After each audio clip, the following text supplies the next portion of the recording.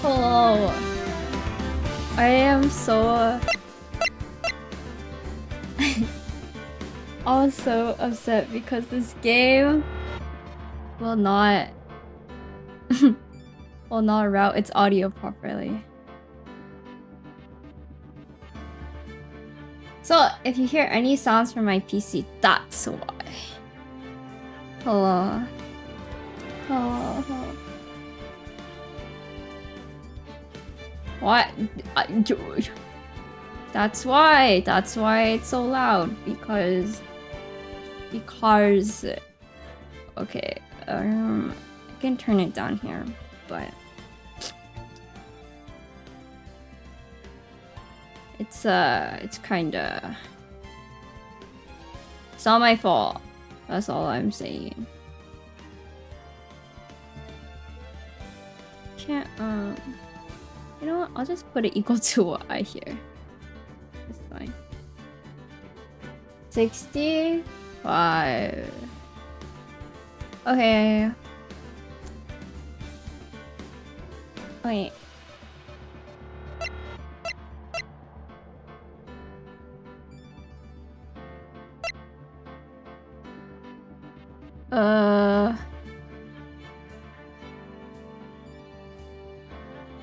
HNMB?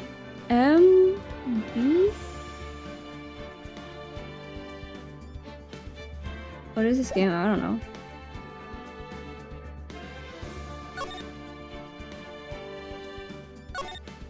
Wait.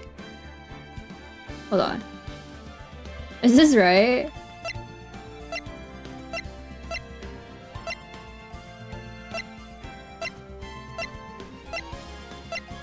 Which one's first? 2001? 2001. Makes sense. Oh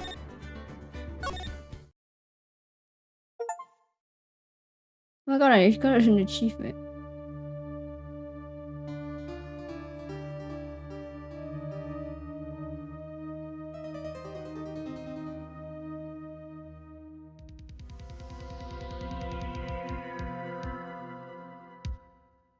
Oh no, they spelled ketchup.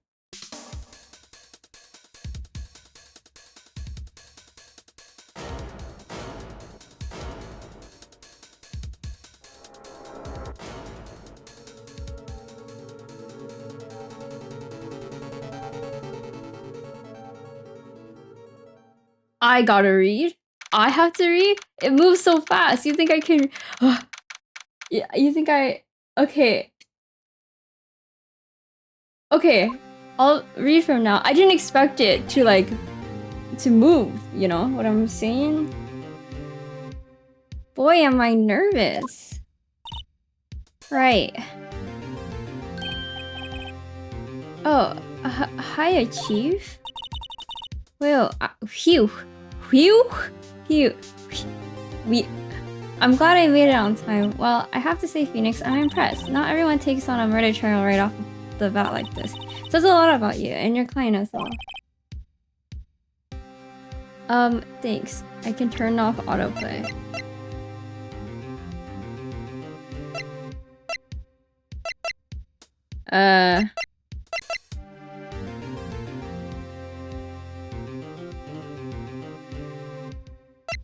I don't think this is the right one, but I'll try this.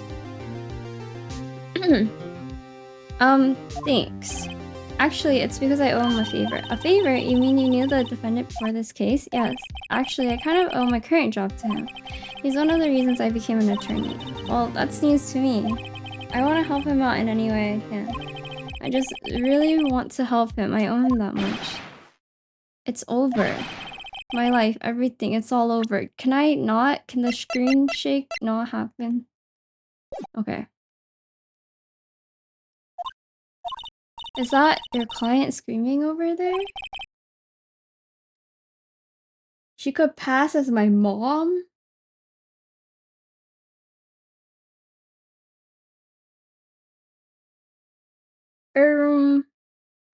Yeah? Yeah, it's him. Death, despair. Oh. I'm gonna do it. I'm gonna die. It sounds like he wants to die. Yeah.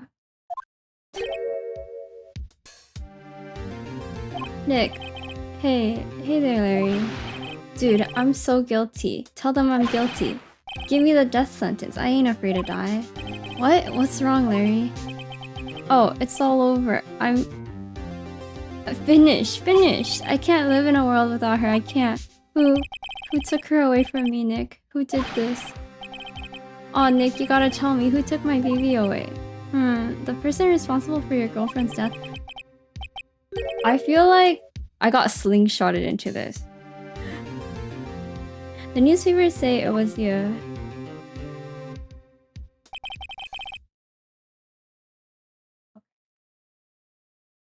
My name... Wow. My name is Phoenix Wright. Here's the story. My first case is a fairly simple one. A young woman was killed in her apartment. The guy they arrested was the unlucky sap dating her. Unlucky? Larry Butts, my best friend since grade school. Our school had a saying, when something smells, it's usually the butts. Haha. In the 23 years I've known him, it's usually been true. He has a knack for getting himself in trouble. One thing I can say though, it's usually not his fault. He just has terrible luck. But I know better than anyone that he's a good guy at heart. That, and I owe him one, which is why I took the case to clear his name. And that's just what I'm going to do.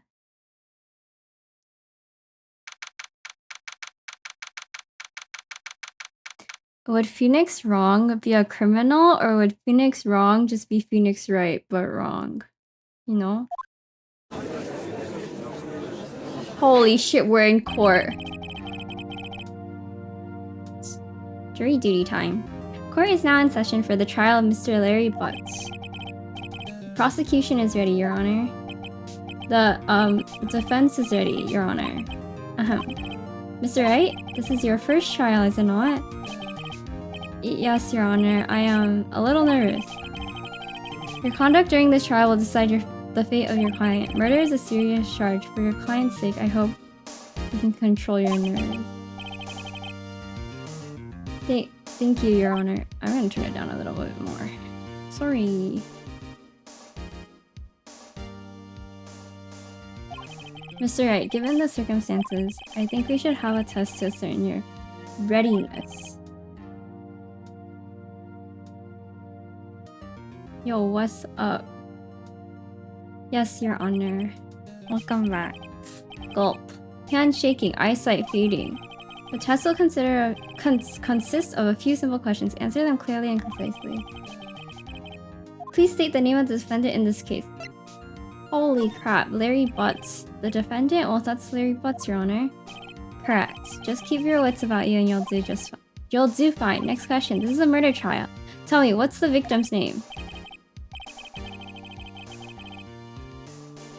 Whew, I know this one. Glad I read the case report cover to cover so many times. It's... Wait. Uh-oh. No way. I forgot. I'm drawing a total blank here. Phoenix, are you absolutely sure you're up to this? You don't even know the victim's name? Oh, the victim. Of course I know the victim's name. I just forgot. Temporarily. I think I feel a migraine coming on. Look, the victim's name is listed in the court record. Just press tab to check it at any time, okay? Remember to check it often. Do it for me, please. I'm begging you. Okay. Cindy! Mr. Wright, who is the victim in this case? Oh. What's her last name?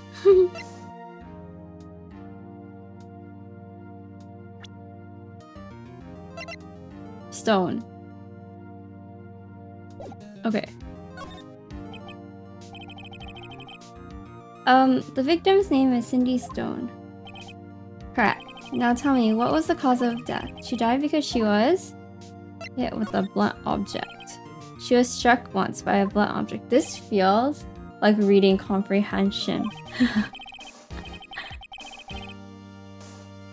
You've answered all my questions. I see no reason why we shouldn't proceed. You seem much more relaxed, Mr. Wright. Good for you. Thank you, Your Honor. Because I don't feel relaxed, that's for sure. Well then. First, a question for the prosecution. Yeah, it's like I'm in the computer lab at school and they're prepping me for an exam. Mr. Payne? Yes, Your Honor. As Mr. Wright just told us, the victim was struck with a blunt object. Would you explain to the court what that object was? The murder weapon was this statue of the Thinker. It was found lying on the floor next to the victim. I see. The court accepts it into evidence. Statue added to the court record. Right. Be sure to pay attention to any evidence added during the trial. That evidence is the only ammunition you have in court. Wait, I have a question. In this series, is there any point where the answer is not straightforward? If SATs were in Ace Attorney format, would you do better or worse? Use tab to check the court record frequently. Mr. Payne, the prosecution may call its first witness. The prosecution calls the defendant, Mr. Butts, to the stand. Chief, what do I do now? Pay attention, you don't want to miss any information that might help your client's case. You'll get your chance to respond to the prosecution later, so be ready. Okay. Let's just hope he doesn't say anything unfortunate. Uh-oh, Larry gets excited easily. This could be bad. I thought you don't want your client to take the stand. I thought that was what was recommended. Mr. Butts, is it not true that the victim had recently dumped you? Hey, watch it, buddy. We were great together. We were Romeo and Juliet, Cleopatra, and Mark Antony. Didn't they all die? I wasn't dumped. She just wasn't taking my phone calls or seeing me ever. What's it to you, anyway?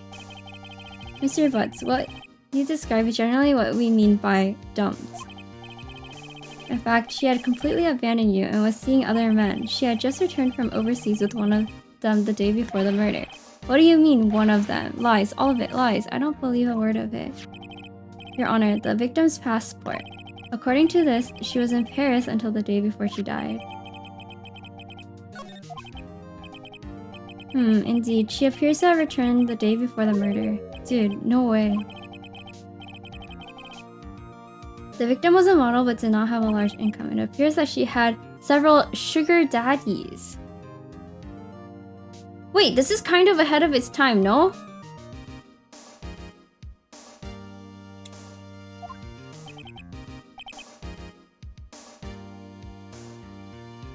Daddies? Sugar? Yes, older men who gave her money and gifts.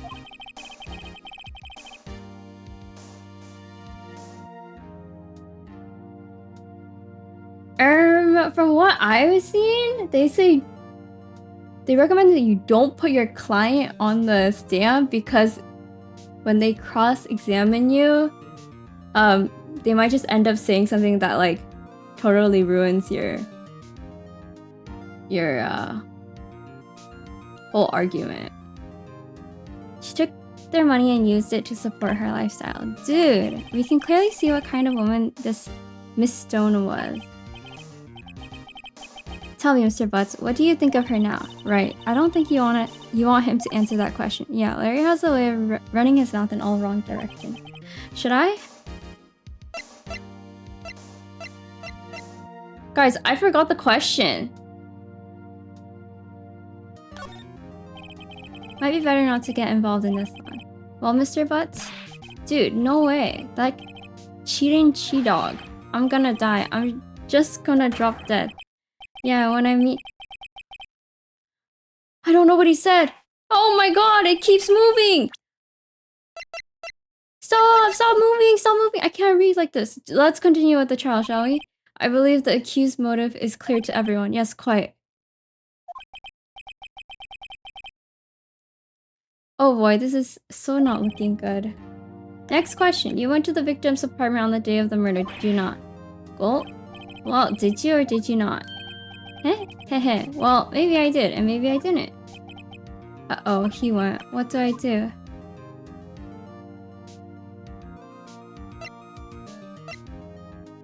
Honesty is the best policy, right? Yeah. I know, I'll send him a signal. Tell the truth. Yeah, I was there, I went. Order. Well, Mr. Butts? Dude, chill. She wasn't home, man, so I didn't see her. Oh my god. Your Honor, the defendant is lying. Lying? The prosecution would like to call a witness who can prove Mr. Butts is lying. Well, that simplifies matters. Who is your witness? The man who found the victim's body, just before making the gruesome discovery. He saw the defendant fleeing the scene of the crime. Order. Order in the court. Mr. Payne, the prosecution may call its witness. Yes, Your Honor. This is bad. On the day of the murder, my witness was selling newspapers at the victim's building. Please bring Mr. Frank Sawit to the stand. Objection. Mr. Sawit, you sell newspaper subscriptions, is this correct? Oh yes, newspapers, yes. Mr. Sawit, you may proceed with your testimony. Please tell the court what you saw on the day of the murder. Saw it. Ah ha ha. So fast. I was going door to door, selling subscriptions when I saw a man fleeing an apartment. I thought he must be in a hurry because he left the door half open behind him. Thinking it strange, I looked inside the apartment. Then I saw her lying there, a woman, not moving, dead. I quailed in fright and found myself unable to go inside. I thought to call the police immediately. However, the phone in her apartment wasn't working. I went to a nearby park and found a public phone. I remember the time exactly. It was 1 p.m. The man who ran was, without a doubt, the defendant sitting right over there.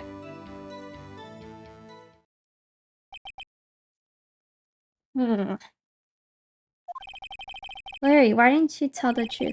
Wait! Never mind. How did he know the phone wasn't working? I can't defend you against a testimony like that. Incidentally, why wasn't the phone in the victim's apartment working? Your Honor, at the time of the murder, there was a blackout in the building. Aren't phones supposed to work during a blackout? Yes, Your Honor. However, some cordless phones do not function normally. The phone that Mr. Sawit used was one of those. But then wouldn't you have to go inside? Your Honor? I have a record of the blackout for your perusal.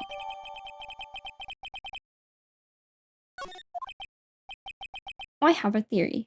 Now, Mr. Wright, yes. Yes, Your Honor? You may begin your cross-examination. Cross-examination, Your Honor? Alright, right, this is it.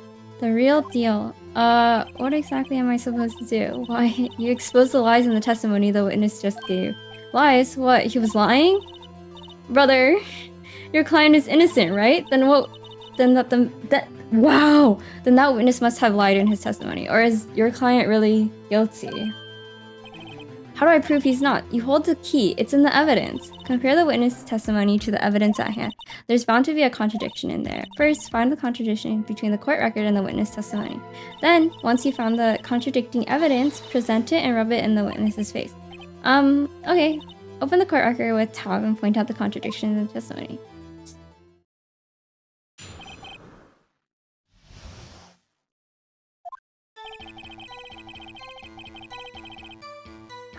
Wait, okay, hold on. What do we have? Time of death is 4 to 5 p.m.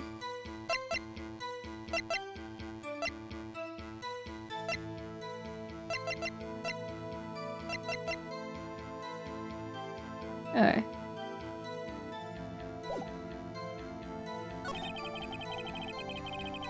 I thought he must be in a hurry because he left the door half open behind him. Thinking it strange, I looked inside the apartment. Then I saw her lying there, a woman, not moving, dead. I quailed in fright and found myself unable to go inside. I thought to call the police immediately. However, the phone in her apartment wasn't working. I went to a nearby park and found a public phone. I remember the time exactly. It was 1 p.m. Objection! You found the body at 1 p.m. You're sure? Yes, it was 1 p.m. for certain. Frankly, I find that hard to believe. Your statement directly contradicts the autopsy report. The autopsy notes the time of death at some time after 4 p.m. There was no body to find at 1 p.m. How do you explain this 3-hour gap? Oh, that. This is trivial. The witness merely forgot the time. Me too! It's a little creepy. After his testimony, I find that hard to believe. Mr. Saw it. Why were you so certain that you found the body at 1 p.m.? Gee, that's a really good question. Great job, right? Way to put him on the spot. That's all you have to do. Point out contradictions. Lies always beget more lies. See through one, and their whole story falls apart. Wait, I remember now. Would you care to give your testimony again? Hey, I thought you're not allowed to do that. Liar, liar, pants on fire. The time of discovery. You see, when I found the body, I heard the time. There was a voice saying the time. It was probably coming from the television. Oh, but it was 3 hours off, wasn't it? I guess the victim must have been watching a video of a taped program. That's why I thought it was 1 p.m. Terribly sorry about the misunderstanding.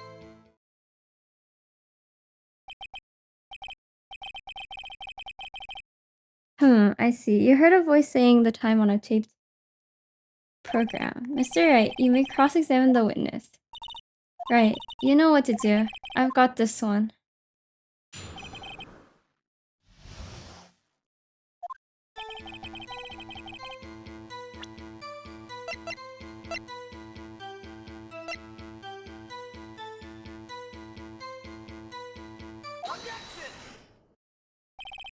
Hold it right there. The prosecution has said there was a blackout at the time of the discovery, and this record proves it. Objection. You could have heard a television. You couldn't have heard a television or a video. The defense has a point. Do you have an explanation for this, Mr. Slott? No, I find it quite puzzling myself. Wait. Wait, I remember now. Mr. Slott, the court would prefer to hear an accurate testimony from the very beginning. These constant corrections are harming your credibility. And you seem rather distraught.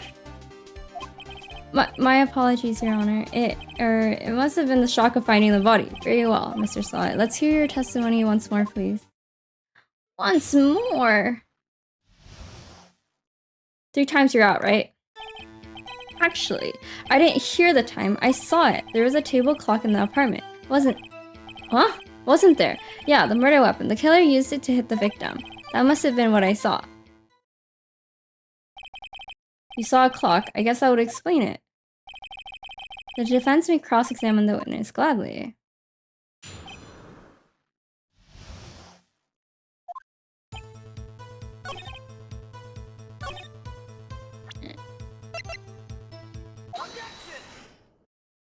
Objection! Wait just a moment. The murder weapon wasn't a clock, it was this statue. Now, how is it supposed to be a clock? What? You with your objections and your evidence? Just who do you think you are? Just answer the question, Mr. Slott. Hey, I saw it there, okay? That's a clock. Your Honor, if I may. Yes, Mr. Payne? As the witness stated, this statue is indeed a clock. The neck is a switch, you just tilt it and it says the time out loud. As it doesn't look like a clock, I submitted it as a statue. My apologies. The objection thing is annoying. Isn't this the whole game, though? That's all you're gonna hear. I see. So the murder weapon was a table clock after all. Well, Mr. Wright? It appears the witness's testimony was correct. This is a clock. Do you have any problems with his testimony now? Yes. Your Honor, there is a gaping hole in the witness's testimony. The only way he could have known the weapon was a clock is to hold it in his hand. Yet the witness testified that he never entered the apartment. Clearly, a contradiction. Indeed. The witness knew it was a clock because he went into the apartment. You're lying. You were inside the apartment on the day of the murder. Oh yeah? Prove it. Prove I went in there. I'll do better than that. I can prove you were the one who killed her. You struck her with the clock and the shock of the blow triggered the clock's voice. That was the sound you heard. Order in the court. Intriguing. Please continue, Mr. Wright. Yes, Your Honor. Mr. saw it. The sound must have left quite an impression on you. Understandable, since the murder weapon spoke just as you hit the victim. That voice was burned into your mind. That's why you were so certain about the time. Oh, what's the meaning of this? This is all baseless conjecture. Baseless? Just look at the witness's face. Would the witness care to elaborate? Did you strike the victim with the clock? That day I never... Look, the clock... I heard... No, I mean, I saw... Ew! Shut up, shut up, shut up, shut up. I hate you. It was him, I tell you. I saw him. He killed her and he should burn. Burn. Give him death. Order. Order in the court, I say. Your Honor. A moment, please. There isn't a shred of evidence supporting the defense claims. Mr. Wright. Your Honor? You claim the sound the witness heard came from the clock. Do you have any evidence? The whole case is riding on this. I better think it through carefully. Your Honor, the sound Mr. Sawyer heard was definitely this clock. A fact which is clear if you simply... Try sounding the clock? Let's sound the clock now, here in court. Your Honor, may I have the clock? I ask the court to listen very carefully. I think it's 8:25. That certainly is a strange way to announce the time. Well, he is a thinker after all. So we heard the clock. What are your conclusions, Mr. Wright? Mr. Payne, can you tell me what time it is now? It is 11:25. As you can see, this clock is exactly 3 hours slow, precisely the discrepancy between what Mr. Slott heard and the actual time of death. So, Mr. Slott, try to talk your way out of this one. Ha! Ha! Ha! You forgot one thing. Uh-oh, what's he talking about now?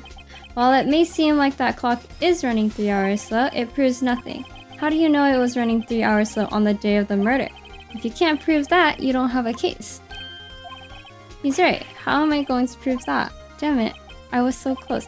I don't like how the screen flashes. It's actually... Mr. Wright? It seems you lack the critical evidence to support your claim. Yes, Your Honor. This means I cannot let you indict the witness.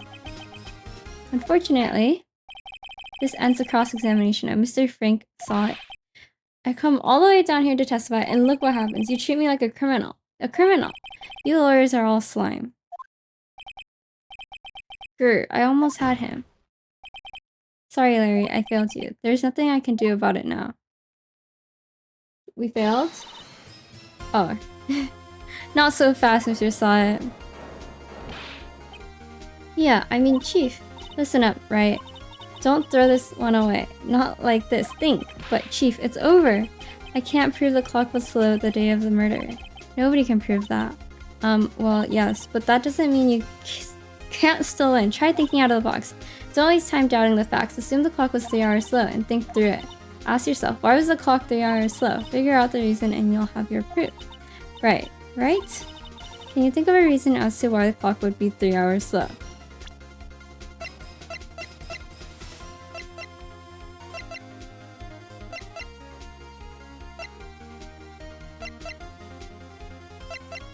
Because you came home from Paris? Yes. Wait, maybe I can prove it. You must have evidence somewhere that can prove it, right? Find it and let them have it. Well, Mr. Wright, you say the clock was already running slow on the day of the murder. Have you found evidence to support the claim? This claim? Of course! There is a piece of evidence in the court record that can prove my claim beyond a doubt. Ha! Tough words. Where's the log? I can't... I'm too good at skipping text. Take that! The victim had just returned home from abroad the day before the murder. As we all know, the time difference between here and Paris is 9 hours. When it's 4 p.m. here, it's 1 a.m. the next day there. The clock wasn't 3 hours slow, it was 9 hours fast. The victim hadn't reset her clock since returning home. That's why the time you heard when you struck her dead in the apartment was wrong. Proof enough for you, Mr. Slott? Or should I say, Mr. Did It? Ew! You got got rabies. Order! Order, I say. Well, this case has certainly turned out differently than we all expected. Mr. Payne, your witness? He was arrested and has been taken away, Your Honor. Brother, What's that, brother? Very well, Mr. Wright? Yes, Your Honor. I have to say, I'm impressed. I don't think I've ever seen someone complete a defense so quickly and find the true culprit at the same time. Thank you, Your Honor. At this point, this is only a formality, but this court finds the defendant, Mr. Larry Butts, not guilty. Yay!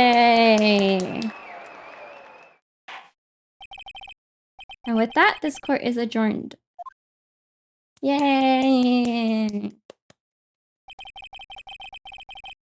Turns out that Frank saw it was a common burglar. He posed as a newspaper salesman to check and see when people were out of the house. That day, when Larry went to her apartment, the victim wasn't home. After he left, Mr. Sahit let himself in to do his dirty work. While he was searching her place, the victim returned. Flustered, Mr. Sahit grabbed the nearest blunt object he could find.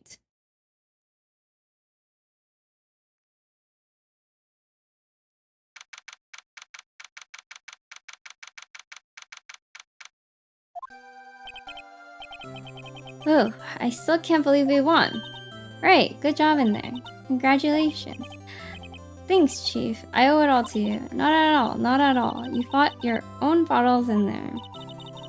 It's been a while since I've seen a trial end on such a satisfying note. I've never seen the Chief looking this happy. If she's this glad, imagine how Larry must feel. My life is over. Larry, you're supposed to be happy. What's wrong now? Oh, Nick. Don't worry about me. I'll be dead and gone soon. Good. Wait, no, I mean, bad. Larry, you're innocent. The case is closed.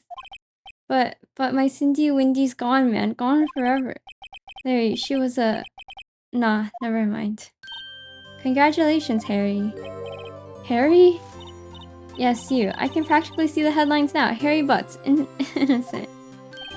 Hey, thanks. I really owe you one. I won't forget this ever. Let's celebrate. Dinner? Movie? My treat. Oh no, I couldn't. Hey, I was the one who got you off the hook. Oh, hey. Here, take this. It's a present. A present? For me? Wait, wasn't this the evidence that...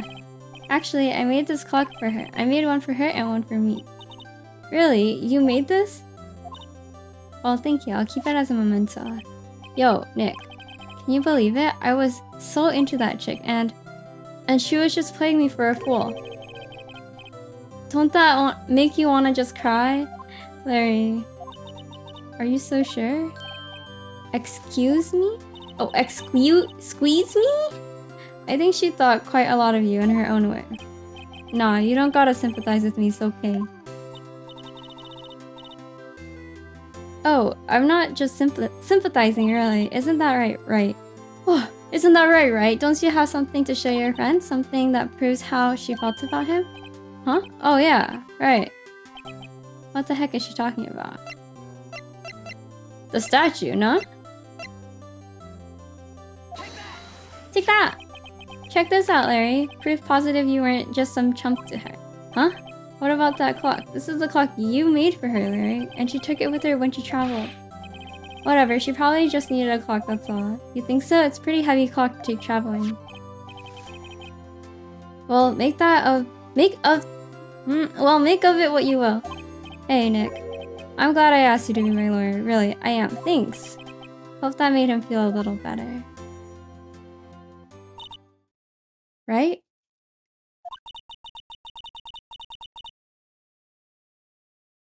I hope you see the importance of evidence now. Also, hopefully you realize things change depending on how you look at them. People, too.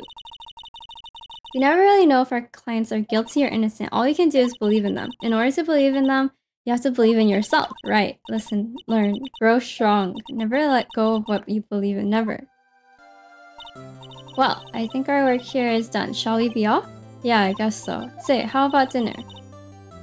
Well, drink a toast to innocent butts. Yeah. Oh, speaking of Harry, you were saying part of why you became a lawyer was because of him. Yeah, part at least. You'll have to tell me more about it sometime. Maybe over drink? Oh my gosh, did you guys see? That One Direction member was actually like... was in the Yu-Gi-Oh stream?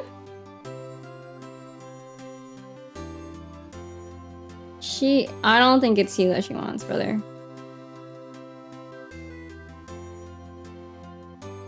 Yeah! He was in the... yeah. He's like actually like good at Yu-Gi-Oh or something. And I don't remember the exact circumstance, but he was like in an official... was it an official live stream? I don't know. They were playing though, and he was playing behind a mask, and he took the mask off, and they were like, "Oh my god, it's the X One Direction member." So my first trial came to a close. Larry slapped me on the back and said, "Gee, Nick, it's good to have friends, but I'm pretty sure he's not going to pay us unless you count the clock he gave me." He's not gonna pay us? I didn't know it then, but that clock was soon going to be at the center of another incident. And my promise to tell the chief about me and Larry would be one promise that I wanted to be able to keep. Oh my god. The chief is gonna die. Right?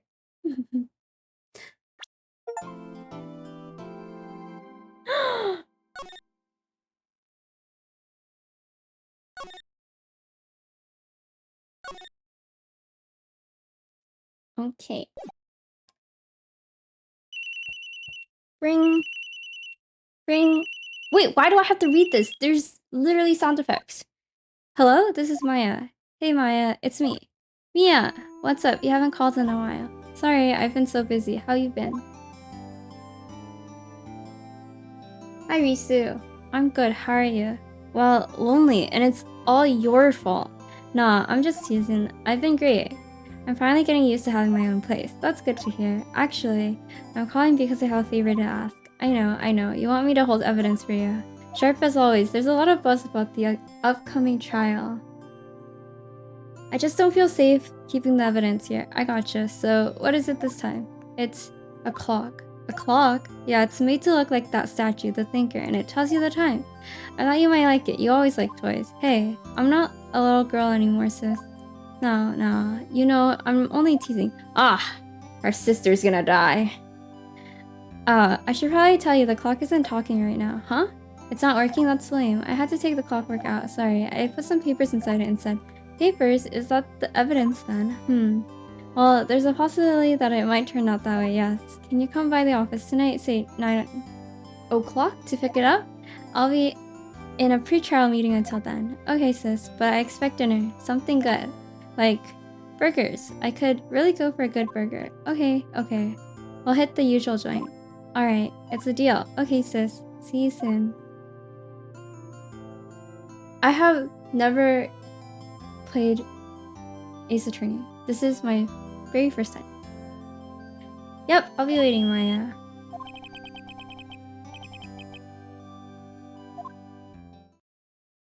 Conversation recorded.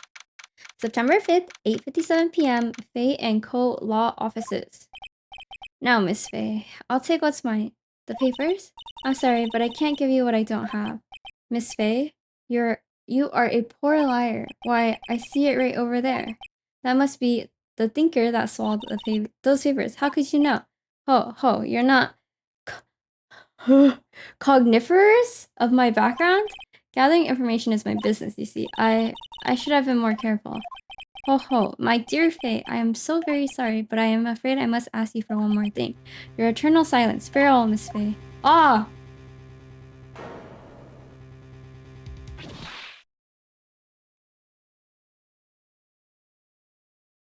That's crazy. Red, white, blue. USA? USA. September 5th, 9:08 p.m. Faye & Co. Law Offices. Uh-oh, I'm late. Huh, that's strange. Guess the chief left without me. She said her sister was coming over, so we should all go out for dinner. What's that smell? Blood? Mia, maybe she's in her office. What is move?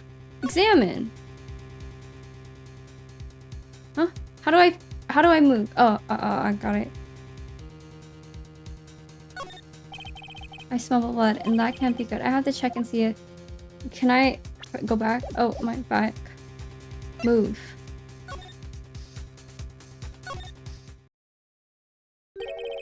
Yeah, he said cognifers. That smell. Blood. Sis, someone's there. Chief? Chief? Chief? Oh my god. Who are you? Huh? She just... Oh. What? I thought she like socked him. The strange girl dropped out cold. I left her lying on the office sofa. I went back to the chief where she lay under the window. Her body was still warm. I could feel it when I held her shoulder. Then, all too quickly, it began to fade, until finally she was cold. No CPR? No 911? Nothing? Chief.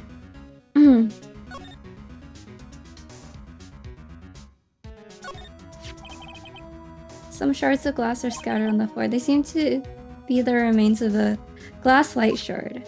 The thinker! It's encrusted with dried blood. How ironic that this became the murder weapon. Again.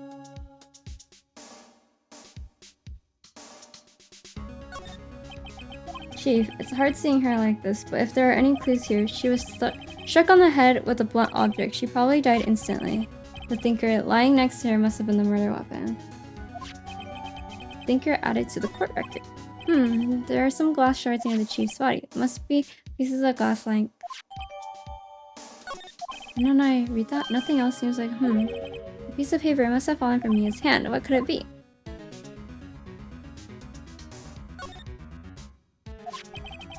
A word is written in blood on this scrap of paper. Paper! Maya, did Mia write this? This piece of paper is a receipt from a department store dated yesterday. I think that's enough snooping around for now. I better call the police and find out what that girl was doing here. Okay, well... What is Q? Right, I better call the police. That's funny. A few of the screws on the receiver are missing. It looks like someone was halfway through taking it apart. Police, please, come quick. What was that? Someone screaming from outside the window? She's staring right at me. She's holding a phone in her hand?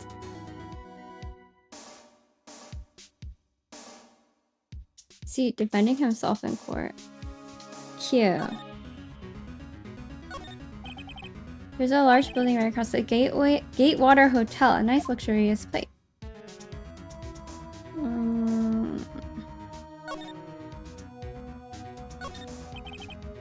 All the chief's important documents are packed in here. This is where she files her case records and recent ruling.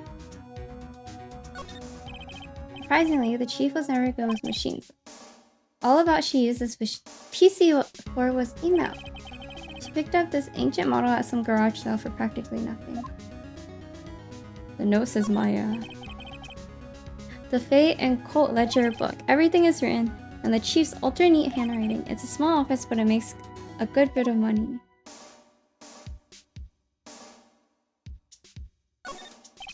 A perfectly normal office desk. The chief had a very particular policy about office decor. Spend big on stuff that the clients use, but keep your own stuff simple.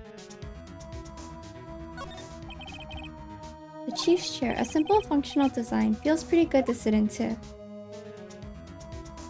Can I do everything in here?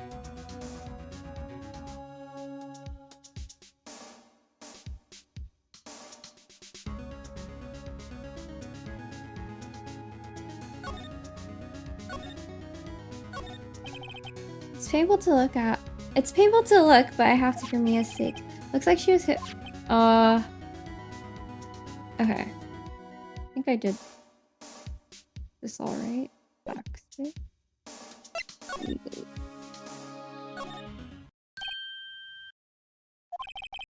That girl just now, where'd she go? I put her right there on the sofa. Uh-oh, I hope she didn't run on me. Yipes. Don't scare me like that. Excuse me, but who are you? It's okay, I work here. Maya Faye. Maya Faye? Maya? So Mia was writing this girl's name. Maybe I should show her the receipt. I never thought there'd be a use for evidence like this outside the courtroom.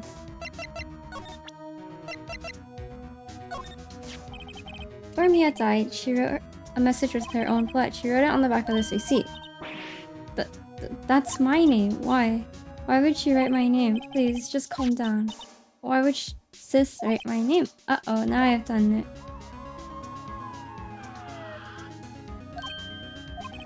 The police. Sounds like they're coming this way. We're getting arrested? Freeze, police. Alright, I'm Detective Dick Gumshoe. What's the pun? See? Gumshoe. What an odd name. We received a report from the building across the AC. Got a person saying they saw a murder. It must have been the woman that I saw. Anyway, I don't want either of you moving 1 inch, okay? Great, just great. Maya, wait. She wouldn't have. Nah. Whoa. Excuse me. Eek. This word Maya here mean anything to you? That's my name. What? The victim drew this here note in her own blood, see? With her dying breath, she wrote down the killer's name. Killer? I'm not. Case closed. You're coming down to the precinct, ma'am. What? Mia's younger sister, Maya, was arrested on the spot. I was taken in for questioning and didn't get out until the next morning. My eyes were heavy, but I couldn't sleep. Wait. Mia couldn't have written the note, no? She died. I sat around waiting for visiting hours to begin at the detention center. I had to talk to Maya as soon as possible. September 6, 9:07 a.m. Detention Center Visitors Room. Wow, they have poor Maya locked up like a criminal. Oh, it's you, the lawyer. Good morning. Good morning. She looks so tired. Are you going to be my attorney? Well, that's what I want to talk to you about. It's up to you. I better give it to her straight. It's up to you. Up to me. Yes, I don't think this is something I should decide. After all, you're the one in trouble here. The paper in your blood says Citrus Night 0. That's it. Drunken tyrant. They're never going to believe me, are they? Even you, when you found me in the office, you looked at me like I'd done it. Did I look at her like that? No, I never thought. It's okay, I understand. And I've also heard about you. Heard? Heard what about me? I was talking to my sister on the phone the other day. Wow, I thought I was so good at reading today, and then it's gone.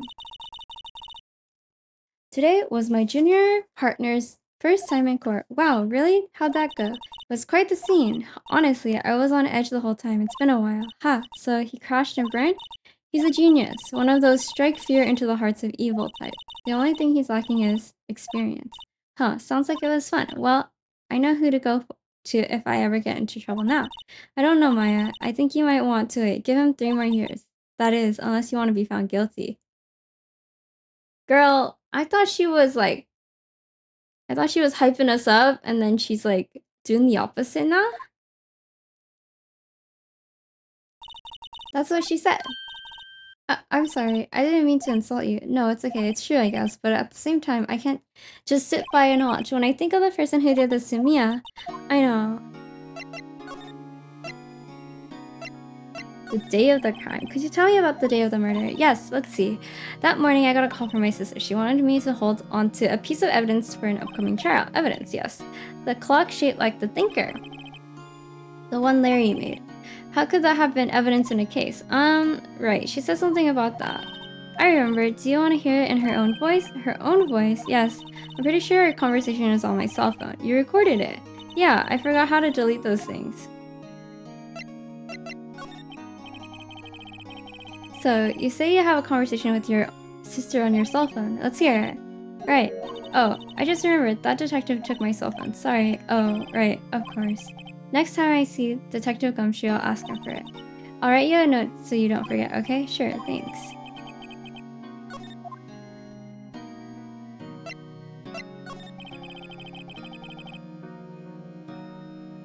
There's something I've been wanting to ask you. Yes? What's with that outfit? Oh, this? This is what all acolytes wear. It's my uniform, you could say. Acolytes, like the people in religious training. What is it you do? Oh, it's something strange, really. I'm a spirit medium in training. A spirit medium?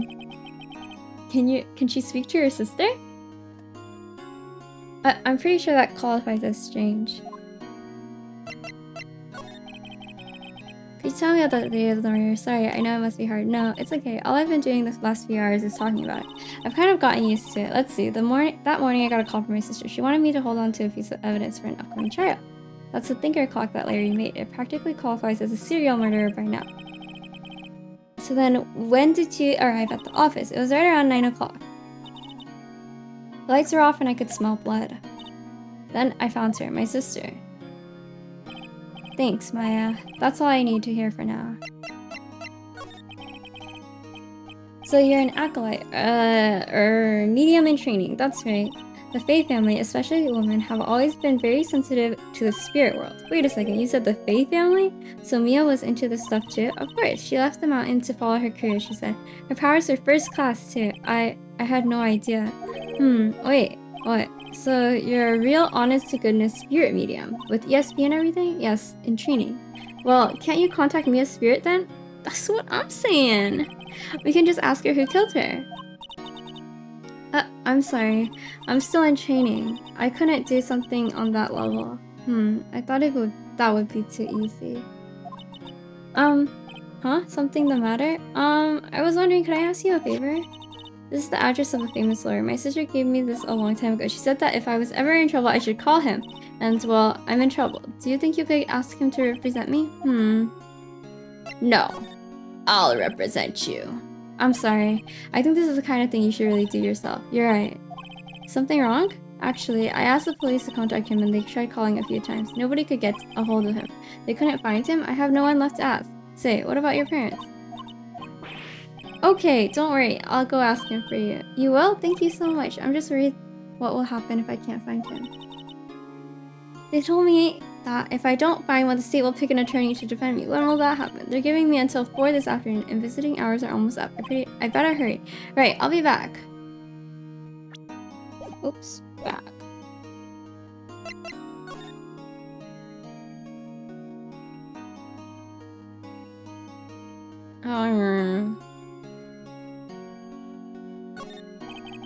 Smile for the camera. Oh. Yeah, I don't think I need anything in this room, right? This guard monitors the visitor. He hasn't moved an inch. A real pro, this guy. Okay, I don't think I need any of this.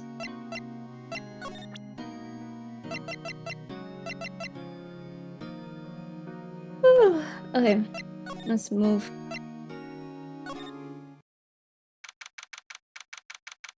September 6th, Grossberg Law Office. According to the receptionist, the big boss is out. She couldn't say when he'd be back. It must be hard to keep track of everything when you're a famous lawyer, not to mention run an office like this. I guess I'll just have to come back later. Table for clients. An elegant ebony case, and if I'm not mistaken, that lighter is made of solid gold. Even I can tell someone here's got money to burn. The painting has been bugging me ever since I stepped in here. The oil paint is so thick it's practically giving me a stuffed nose. I'm sure the price is nothing to sneeze at either, for that matter. If he's not here, why am I here? Expensive-looking mahogany bookshelves filled with expensive-looking books. Funny, they don't look like they've ever been read. Read?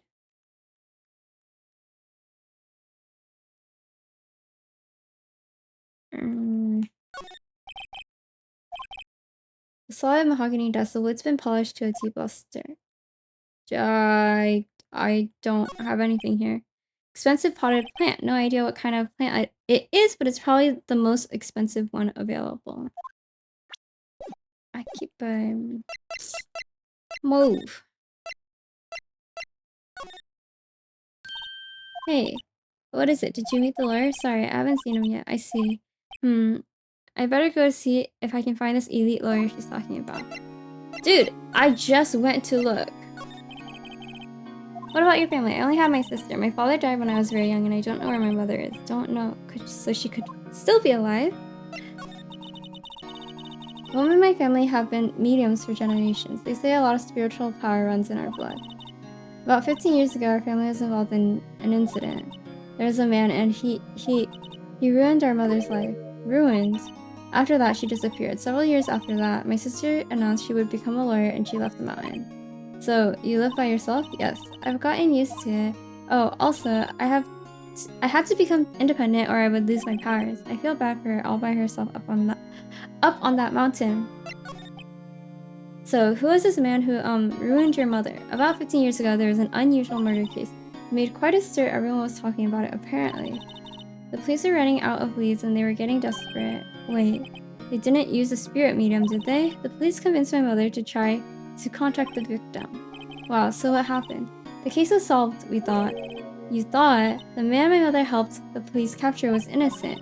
The police consultation with the medium had been carried out in secret, of course. Oh my god, this is why you don't trust a medium. I don't know. They seem like a sham. This family. But a man found out about it and leaked it to the press. He told all the papers that my mother was a fraud and the media jumped on it big time. My mother, became a laughing stock of the nation. I see. White. Excuse me? White? That was his name. My sister told me. White. We're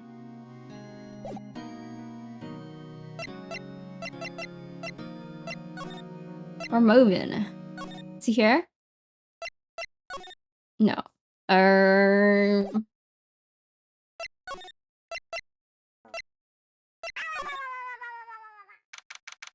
September 6th, Fade & Co. Law Offices. The office is filled with police officers. They're all busy searching for clues. Hey, you there. This is a crime scene, pal. No trespassing. Sorry, don't I know you from somewhere? Wait, you're that Butts guy, aren't you? No, Phoenix Wright. How could anyone mistake me for Larry? I guess I got the wrong name, Mr. Wright. Sorry about that. That Butts guy, he was a killer, and you're no killer, right? He was proven innocent. Right, and you were... Detective Gumshoe. Swede Shoe. Gumshoe, wasn't it? Dick Gumshoe? Right. At your service. Hang on, that's Detective Gumshoe to you, pal. Anyway, get the name right. And don't go calling me Dick. Hey, Dick, get over here. Yes, sir. Be right there.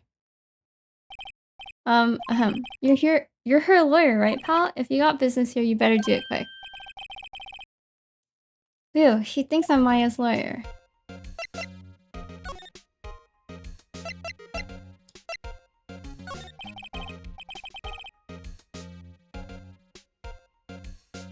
About Miss Faye, did you do an autopsy? You wanna know the results, eh? No, don't you look at me like that, pal. It's no use. She might have been your boss, but that doesn't mean you get any special treatment. Alright, you can see the report, but that's all. About Maya, yeah, I'm looking forward to the trial. Sorry, pal, but this one trial you aren't going to win. Why do you say that? The city's put prosecutor Edgeworth on the prosecution. Edgeworth. I'm sure you know what that means, you being a lawyer and all. Prosecutor Edgeworth. That's right, pal. Mr. Miles Edgeworth himself. Wait, you do know him, don't you? No? Of course not. Never heard of him. Whoa, and you call yourself a lawyer, pal? About 4 years ago, this Edgeworth guy became a prosecutor at the age of 20. Everyone says he's a genius. Surprised you don't know him. Of course I know him. I was just playing dumb. He's a cold, heartless machine who will do anything to get a guilty verdict. There are rumors of black alley deals and forged evidence. All I know for sure is that Edgeworth hates crime with an almost abnormal passion. Never imagined I'd be facing him so soon.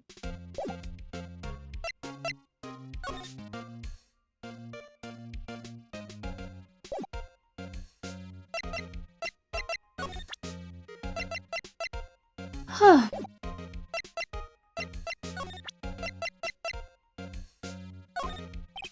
I was wondering, did you see Maya Faye's cell phone? Oh, that, I have it. Do you think you could give it back? Sure, I mean, wait a second, pal. Tricky lawyer. Uh-oh, he's on to me. Tell it to him straight. If I tell him why I want it, there's no way he'll give it to me. Something the matter? Oh, no, it's just, you know, detective. Nope. I know nothing, pal. That cell phone has a lot of numbers on it, like her boyfriend's. A cell phone holds a little girl's sweetest and spiciest secrets. You're trying to confuse me. Sorry, pal. I already checked the numbers in memory. Impressive. You're quite the detective. Uh-huh. Oh, here. You can have the phone back. There weren't any suspicious call records in there after all. Seems you didn't notice the recorded conversation. I guess I've asked all the questions I need to. You all done, pal? Yes, thank you. I'll be heading out now. Oh wait, one more thing I wanted to mention to you. I don't suppose you're planning on talking to that witness. Anyway, you better not. No influencing the witness with your lawyerly ways, pal. Come to think of it, I had completely forgotten about her. The witness? Yeah, Miss April May. I'm sorry about this. But I can't tell you anything about her. Well, you just told me her name, Miss May, huh? So you sent her home already then? Aha, aha. No, aha! You're trying your lawyerly tricks on me now. She's not to go outside her room until the trial, so she's still in the hotel across the way.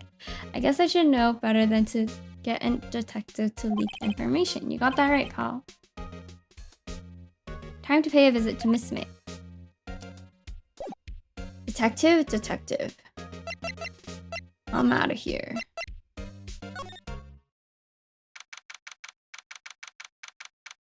Oh my god, reading.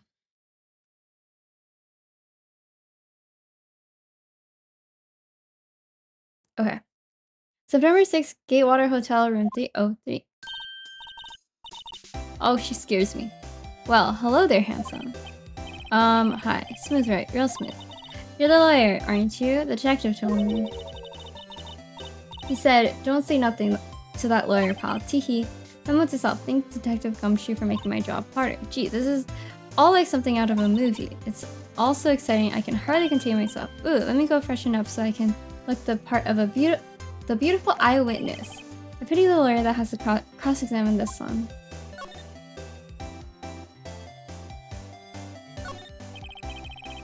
There's a screwdriver stuck in this drawer. I wonder what's inside. Let's take a look. Hey. What are you doing? No touching. Ooh, bad boy. You really shouldn't pry around in other people's rooms now. You wouldn't want to make me upset, would you? Upset? I thought she was going to explode for a second there. I wonder what could be inside the drawer.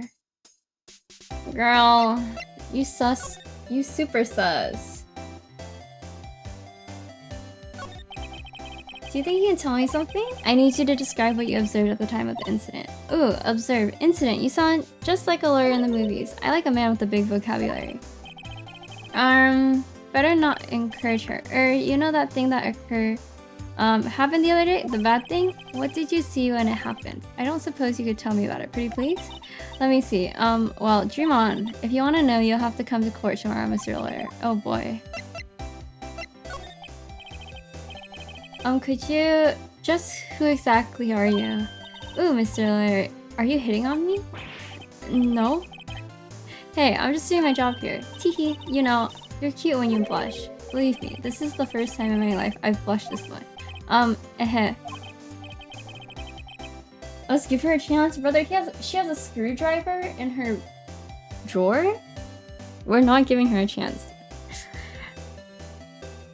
Alright, can you just tell me what it is you do? Well, no. Teehee. And you had your little hopes up, didn't you? Oh boy. Let's see, there are 2 glasses on the table. Is someone staying here with you? Ooh, what amazing powers of observations. You must be one of those famous detectives, like on television. Like Leighton? Oh, no, not me. I'm just a lawyer. Say, Mr. Big Detective, why don't you go look for clues in the garbage, Miss May doesn't like nosy little lawyers, Oh boy. Girl, you're useless. The late summer sunlight streams through the window. There's Fay and Co Law Offices building. Of course, you can see the inside of the room pretty clearly from here. I think it would be a little difficult to recognize a face from the distance, though.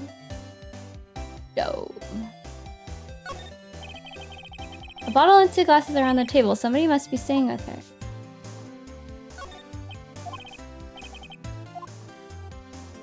Can I try this again? What's inside, I wonder? Cough, cough. Maybe later. A simple bed. It's been recently made. Nothing eye-catching. Okay. Well, I'm gonna move. Seems like Mr. Grossberg is well, maybe I should just wait here for him to come back. If that wasn't the most over-the-top clearing of the throat I've ever heard. Aha, so you're the one they say has been looking for me. Yes, that's me. He looks even grander than I imagined. That badge on your collar. Ah, so you're a lawyer, are you now? Yes, well, yes. And what do you want? I'm not particularly busy these days. Please, proceed. Holy! Dude, I don't know how much reading I can do in one sitting.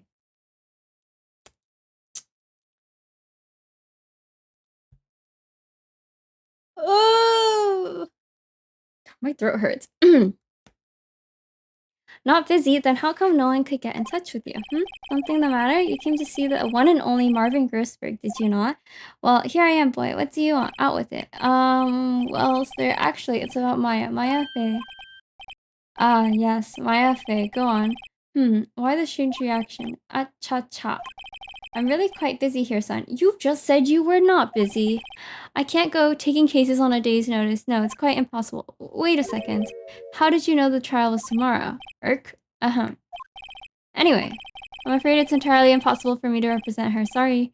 End of discussion. What's going on? He refused me before I even got a chance to ask him. What do I tell Maya?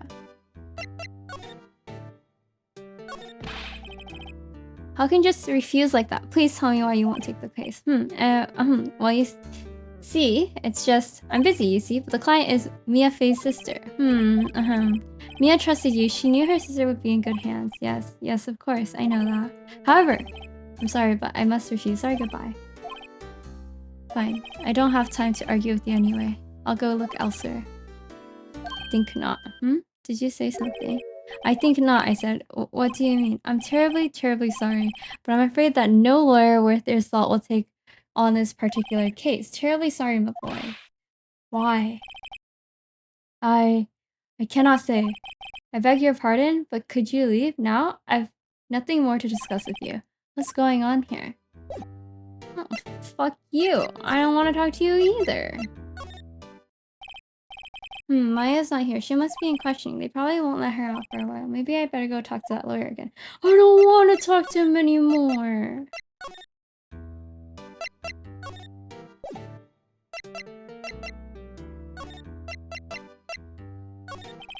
That's quite a painting. Aha, you noticed. It's my pride and joy. Impressive, isn't it? Well, isn't it? The color of the sky, the hue of the sea, the weave of the straw hat. It's worth at least 3 million. I have no intention of parting with it, of course. No, I won't sell it. Not even to you. I wasn't interested. It's not for sale. I'm not buying. Jeez. I didn't mean to press the same thing. How did you know Mia Fey? She worked here a long time ago. Quite the apprentice, that one.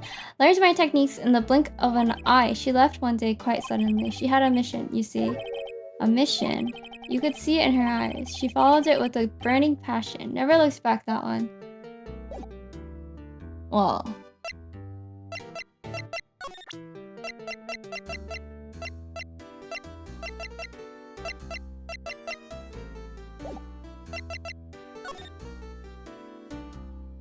Oh, there's what can I do now?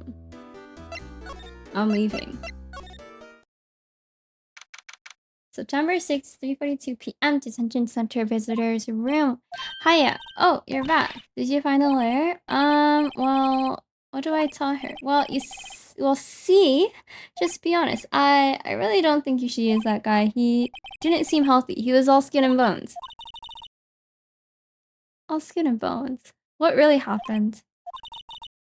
You don't mean he refused to help? I see. I've been abandoned then. Just a little longer now before the state-appointed lawyer comes, I guess. 4 p.m. Time's up. What should I do? Do I just leave her and go home? I've made up my mind. I'm going to defend you whether you want me to or not. Why? Why? Well... Someone else is the culprit. You aren't the culprit. Someone else is. How do you know? I have a hunch. Given the evidence, it would be easy to assume that Maya was the killer. But there's something about this whole thing that smells fishy. That witness's strange behavior, was that all an act? And the way that lawyer refused to help out Maya. But more than all that, she has no one left to help her. Nothing is more sad or more lonely than that. I know. I've been there a long, long time ago. What is this, Phoenix? Right, backstory? Oh my gosh! He had poo on his shirt. Why did I become a lawyer in the first place? Because someone has to look out for the people who have no one on their side. Thank you for the raid! Meow, it's Martha. Maya, I won't abandon you. You can count on me. That's so kind of you. How was your stream? Well, let's fight this one and get you out of here. Right, thank you. Oh, she smiled at us. She looks like an entirely different person. One last question. You are innocent, right? Yes, and I trust you. So you trust me too, okay? It's a deal. So what next? There's something that's been bugging me. Just what was inside that strange woman's drawer? It was when I tried to look into the drawer that she got all defensive. Thank you for the follow, Martha. There has to be something in there.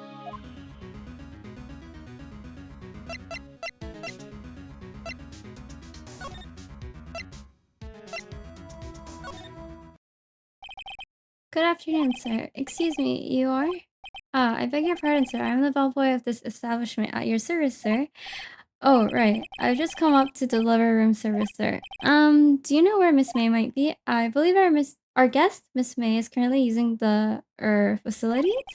If you've no need of anything, I'll be taking my leave. Please stay as long as you enjoy. Yeah. Oh, wait. No. Hey. Why does it seem like every time I come up here, I end up embarrassing myself? Wait. Now's my chance to snoop around a bit. Ah, I almost forgot. Gah. You came back quick. Might I ask you to inform Miss May that there is a message for her? Please tell her that Mr. White of Blue Core phoned. Alright, sure. Mr. White of Blue Court? Where have I heard that name? White. That was his name. My sister told me. White was the name of the guy who ruined me and Maya's mother. Could it be a coincidence?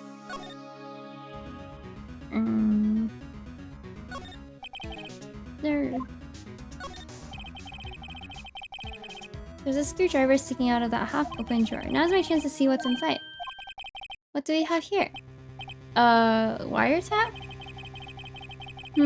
What would a woman like her be doing with a thing like this? There's definitely something suspicious about this Miss May. Why would she have something like this in her hotel room? There's a story behind all this. I know it. Alright, I'll be using this bit of evidence in tomorrow's trial, that's for sure. For Maya's sake, I'll get to this woman's bottom. Wait, I mean, you know what I mean. Brother, what? Oh, Bellboy's still there? Uh-oh, time to scram. I look forward to tangoing with you tomorrow, Miss May, in court.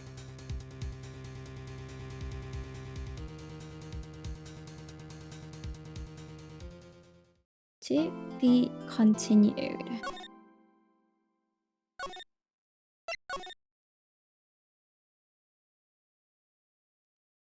Back. September 7th, 10 a.m. District Court, courtroom number 1. Court is now in session for the trial of Miss Maya Fey. The prosecution is ready, Your Honor. The defense is ready, Your Honor. Miss Miles Edgeworth, I better not show any signs of weakness today or he'll be on me in an instant. Mr. Edgeworth, please give the court your opening statement. Thank you, Your Honor. The defendant, Miss Maya Fey, was at the scene of the crime. The prosecution has evidence she committed this murder, and we have a witness who saw her do it. The prosecution sees no reason to doubt the facts of this case, Your Honor. I see. Thank you, Mr. Edgeworth. Let's begin then. If we may call our first witness, Your Honor, the prosecution calls the chief officer at the scene, Detective Gumshoe. Witness, please state your name and profession to the court. Sir, my name is Dick Gumshoe. Sir, I'm the detective in charge of homicides down at the precinct. Sir, Detective Gumshoe, please describe for us the details of this murder. Very well, sir. Let me use this floor map of the office to explain. Wow. The body was found by the window here. And the cause of death? Loss of blood due to being struck by a blunt object, sir. The murder weapon was a statue of the thinker found next to the body, sir. It was heavy enough to be a deadly weapon even in a girl's hands, sir. The court accepts the statue as evidence. They're still calling it a statue. Floor plans added to the court record. Now, detective. Yes, sir. You immediately arrested Miss Maya Fey, who was found at the scene, correct? Can you tell me why? Yes, sir. I had hard evidence she did it, sir. Detective Gumshoe, please testify to the court about this hard evidence. As soon as the phone call came in, I rushed to the scene. There were 2 people there already. The defendant, Miss Maya Fey, and the lawyer, Mr. Phoenix Wright. I immediately arrested Miss Maya Fey. Why? We had a witness account describing her. The witness saw Miss Maya Fey at the very moment of the murder. The very moment, you say. Very well, Mr. Wright. You may begin with your cross-examination. Yes, Your Honor. Cross-examine what? I couldn't see a single contradiction in that testimony. Whoosh. Smack.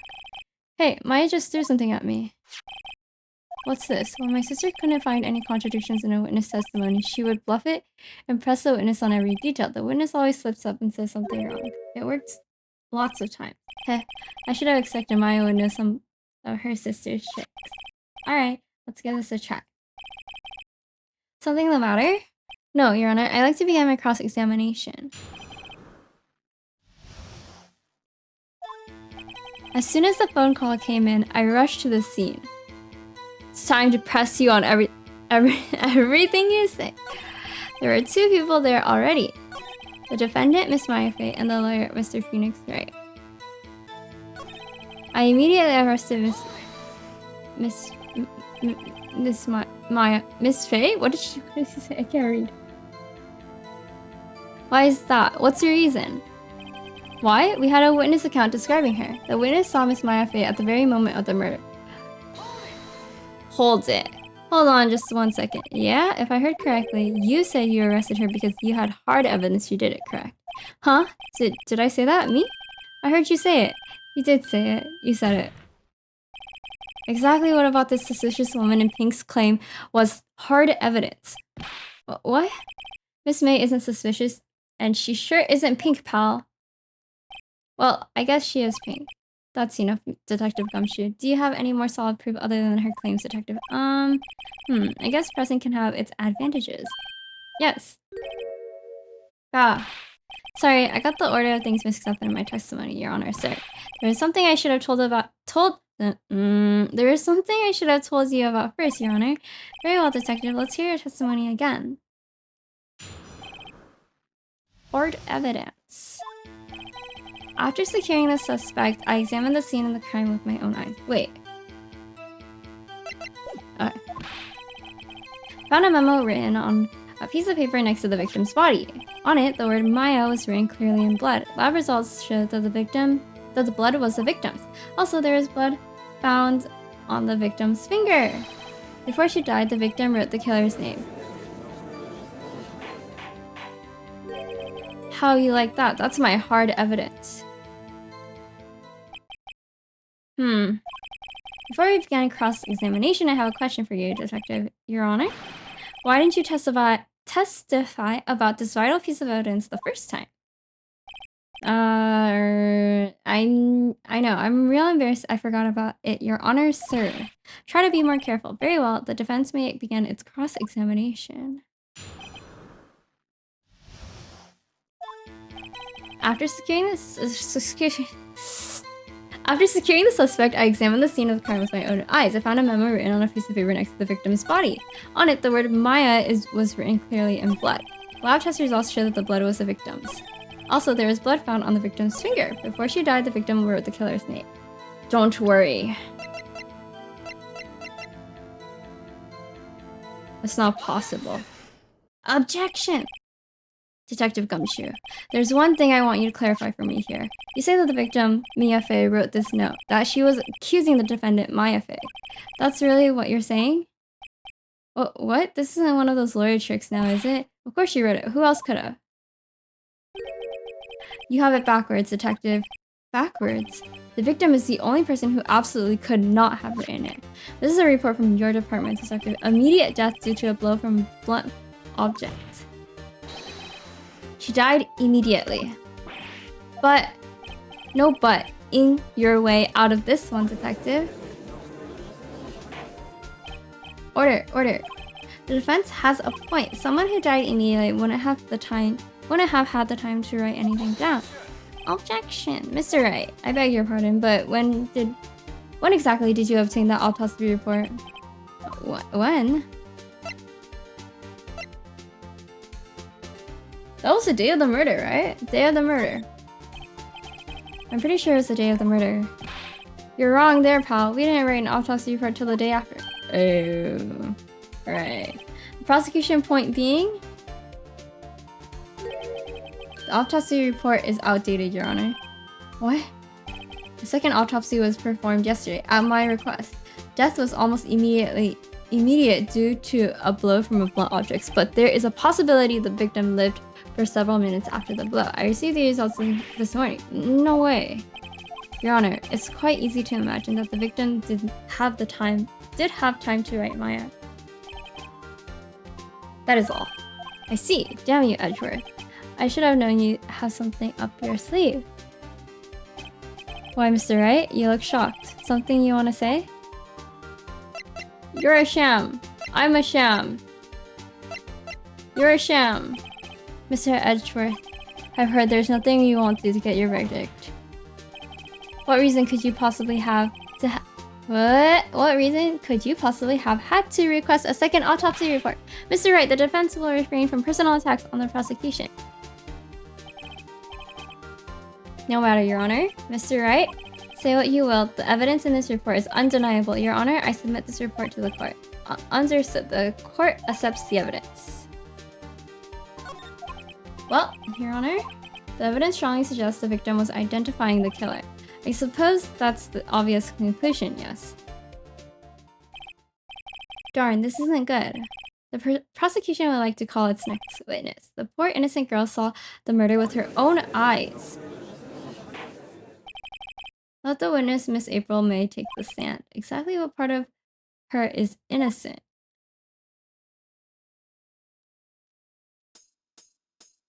She scares me. Witness, your name, please? April May, at your service. Order. An introduction should not require any reaction from the crowd. The witness will refrain from wonton? Winking. Wanton. Aw, yes, Your Honor. This is not good. She's already captured the heart of every man in this courtroom.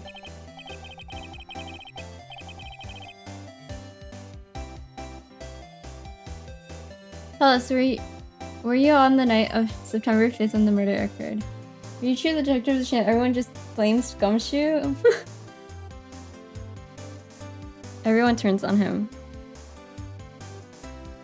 That's crazy. Gee, I was like in my hotel room? Teehee. I checked in right after lunch, and this hotel is directly across from the Fay & Co. office. That's right, big boy. Please testify to the court about what you saw.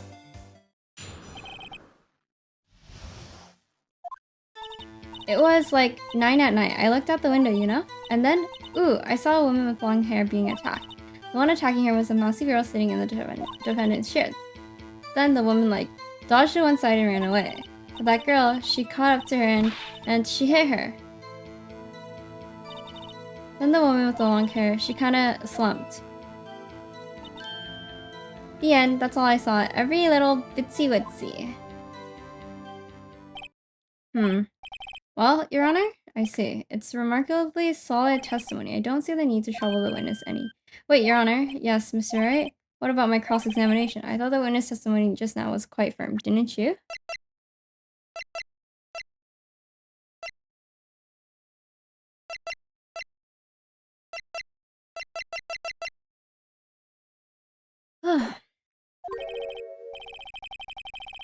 cosine. Mr. Wright, I understand you were Mia Fey's understudy. Understudy, were you not? You must know her techniques well. Her cowardly way of finding tiny faults in perfectly good testimonies. Hey, how dare you? Well, Mr. Wright? Yes, I'm cross-examining. I'll gladly proceed with the cross-examination. If only because I have a feeling Edgeworth doesn't want me to. Very demure and mindful. Very well, you may begin your cross-examination. It was like 9 at night. I looked out the window, you know. Hold it. Why'd you do that? Huh? Why? Like, why what? Why did you look out the window? Were you expecting to see something? Oh, well, gee. What? That's it? She can't get out this question that easily. I sort of, you know. Girl, what? I had a feeling. Well, I have a feeling she's trying to avoid the question. Maybe I should press a little harder on this one.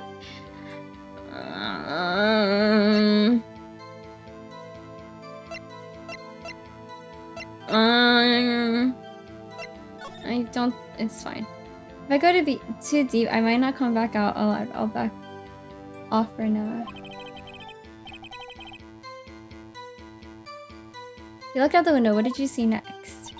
And then, ooh, I saw a woman with long hair being attacked. Hold it. The woman with long hair. That was Mia Fey? Slender, sort of. Well, some people might say pretty if that's your thing. Your thing? The person attacking her?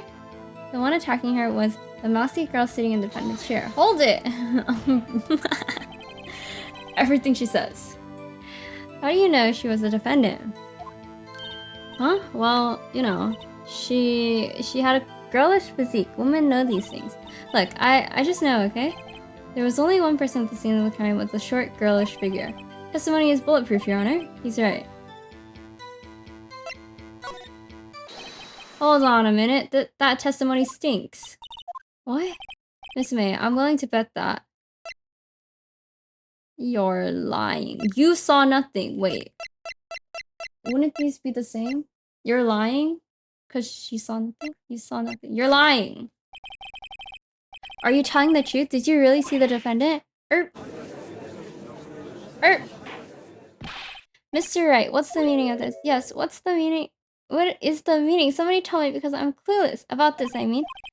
If you really had witnessed my client, Maya Fey, you would have noticed her clothes before noticing her physique. No one wears clothes like this on a daily basis, except for her. And I'm no expert on fashion, but her hairdo looks far from normal to me. However, the witness testimony... Oh man, I skipped. The testimony is bogus. But, still, we don't know if she was dressed that way the night of the murder. She was, Your Honor. I saw her. And so did Detective Gumshoe. What do you say to that, Miss May? Roar. Huh? What are you trying to say, you mean lawyer? I saw what I saw. I just didn't think all the trifling little details were necessary, darling. Miss May, the court would like to remind you to please omit nothing in your testimony. I'm sorry, Your Honor. I'll be a good girl, I promise. Your testimony again, if you would. How's she still in the court? Damn, I almost had her.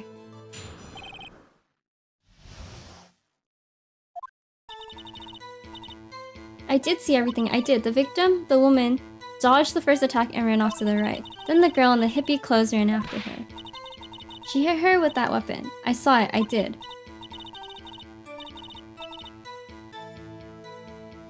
That clock, the kind of statue-y clock, the thinker, I think? Well, does the accuracy of my report not startle you, Teehee? I see. I only wish you had been so detailed from the beginning. Please begin the cross-examination.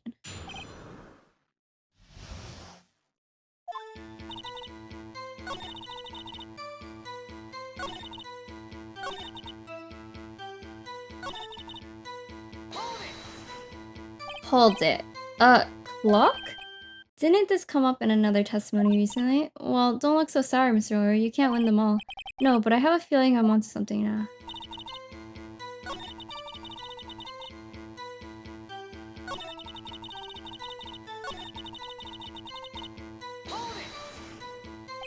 Where did this weapon come from? She picked it up from the desk. I see. What sort of weapon was it? That...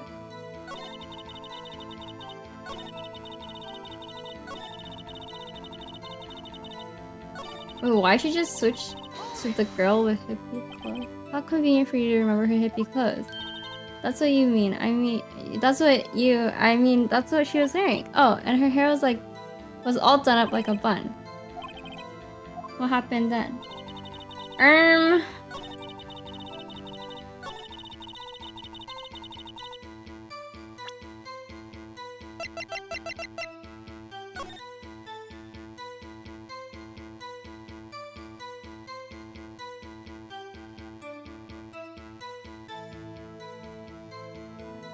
Ran off to... Wait.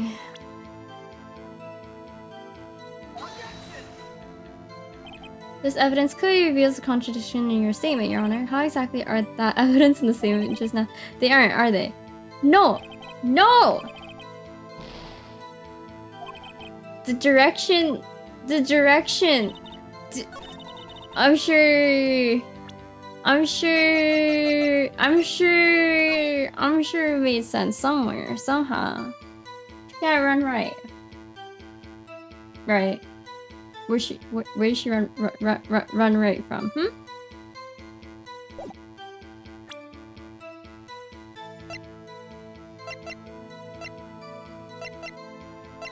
What is in the wiretap?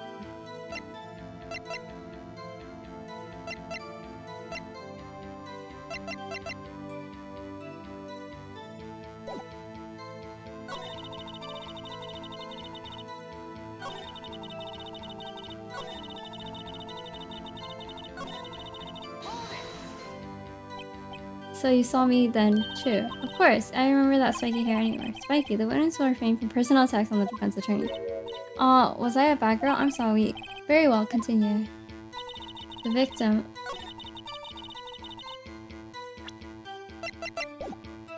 Wait...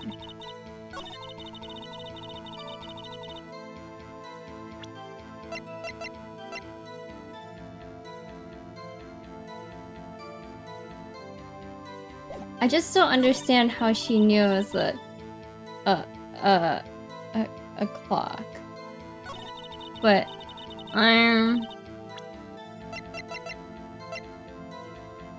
I don't think it went anywhere. A clock?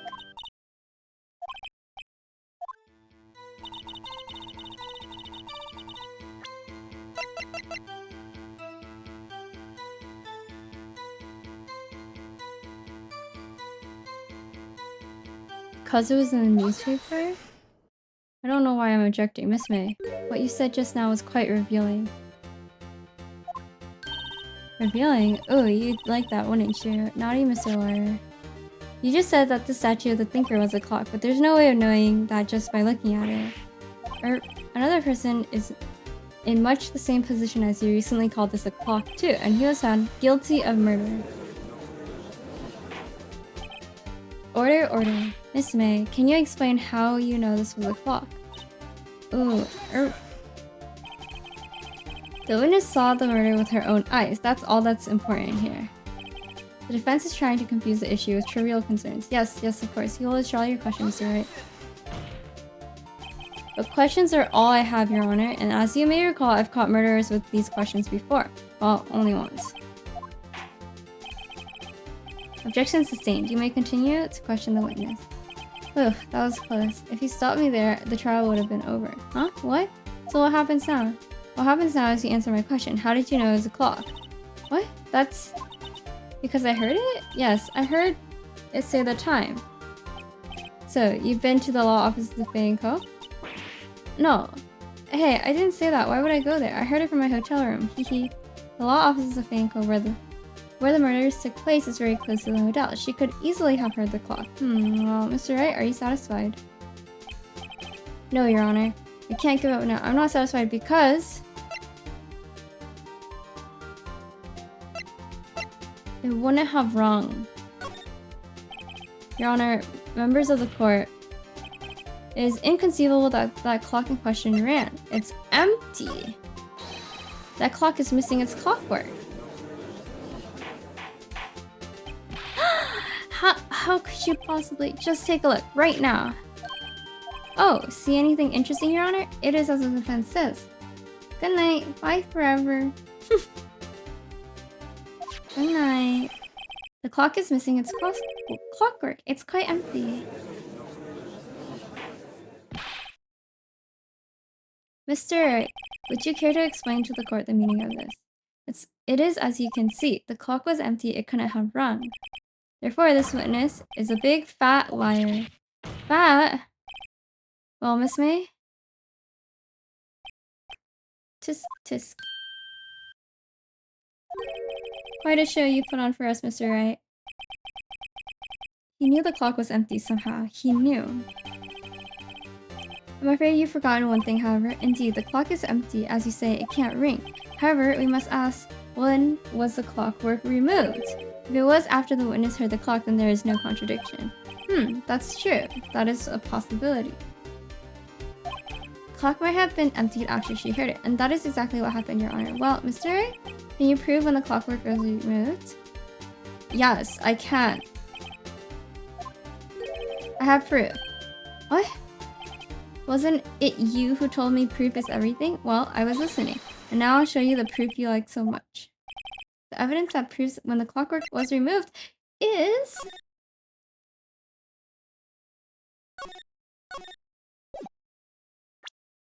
E.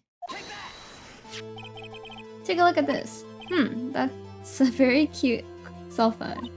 Ooh, you have a girly phone. Oh, wait, this isn't my phone. Listen, this is the defendant's cell phone, and it contains a recording of a conversation she had with the victim on the day of the murder. Order. The defendant's cell phone? This wasn't brought to my attention. Perhaps Detective Gumshoe overlooked it? The good detective better remember he's up for evaluation soon. I gotta say, I'm starting to feel bad for the big fella. Let's hear the conversation. Do these choices matter? I think so. You have like a reputation. And if you choose the wrong answer too many times, I don't know what happens, but your reputation goes down. Like I chose the wrong answer and my reputation went down.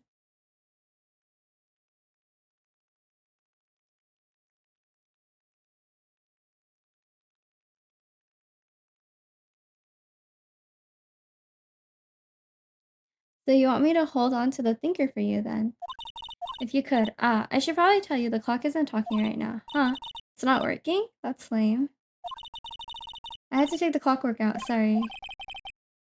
September 5th, 9:27 AM. Your Honor, I think this makes it clear the clockwork was already gone by the time this was recorded. Which was well before the witness even arrived at her hotel. Well, Miss May, would you care to explain this to the court? Just how did you know that weapon was a clock? Well, isn't it obvious? I saw the clock before. What store was it again? I go to so many. Oops, I forgot. Wink. So the witness had seen it before. That would make sense. Does the defense have any objections? Yes. The witness claims she has seen it before, but this directly contradicts a piece of evidence that already submitted to this court. Well then, let's see it. Please produce evidence that would prove the witness had not seen the clock before.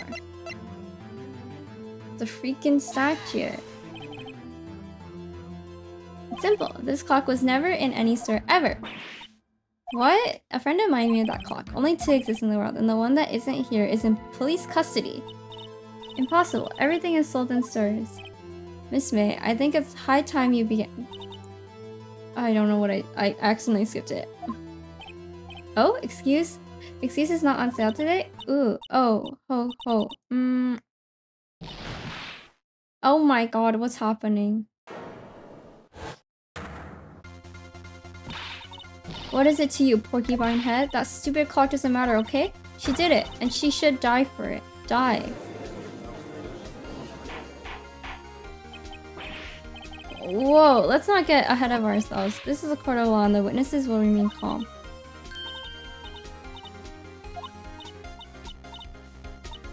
Silly me. Did I, like, lose it? I guess I did. Hehe. She's scary. Miss May, let me ask. Tell me, how did you know the weapon was a clock? Oh dear. The defense have an opinion on this behavior. Okay, this is it. Yes, Your Honor. Allow me to explain how I see the truth of the matter. Miss April May, you knew the weapon was a clock because you held it. This is familiar. I'll just use the same approach as with Larry. Miss May held that very clock in her hands. Mr. Wright, when was this? When she used it to strike the victim. When else?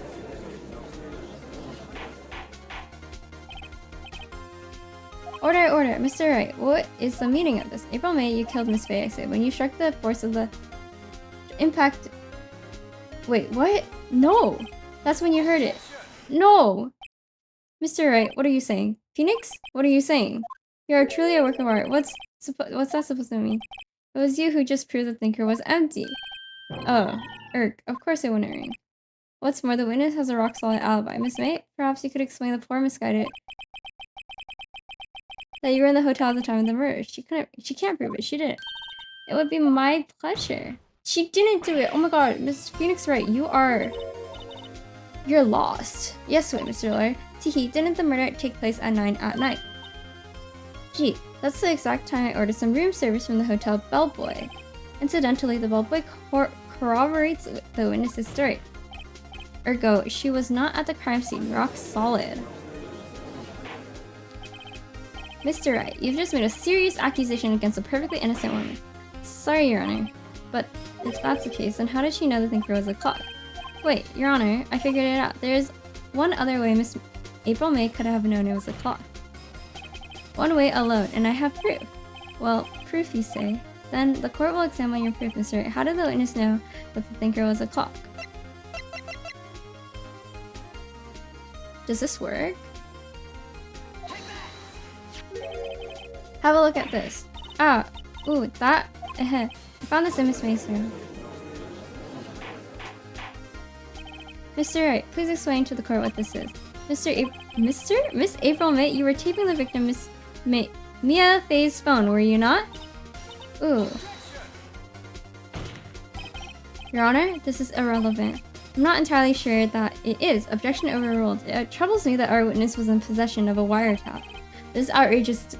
Does the defense truly claim that the witness was tapping her phone? Absolutely. Even if that was the case, which is not, you still have to prove one thing. Did the victim ever say that the weapon was a clock on the phone? Can you prove that? I think not. Oh yeah? I think I can. It's simple. What? Here's my proof. The proof that the victim said on the phone that the weapon is a clock is...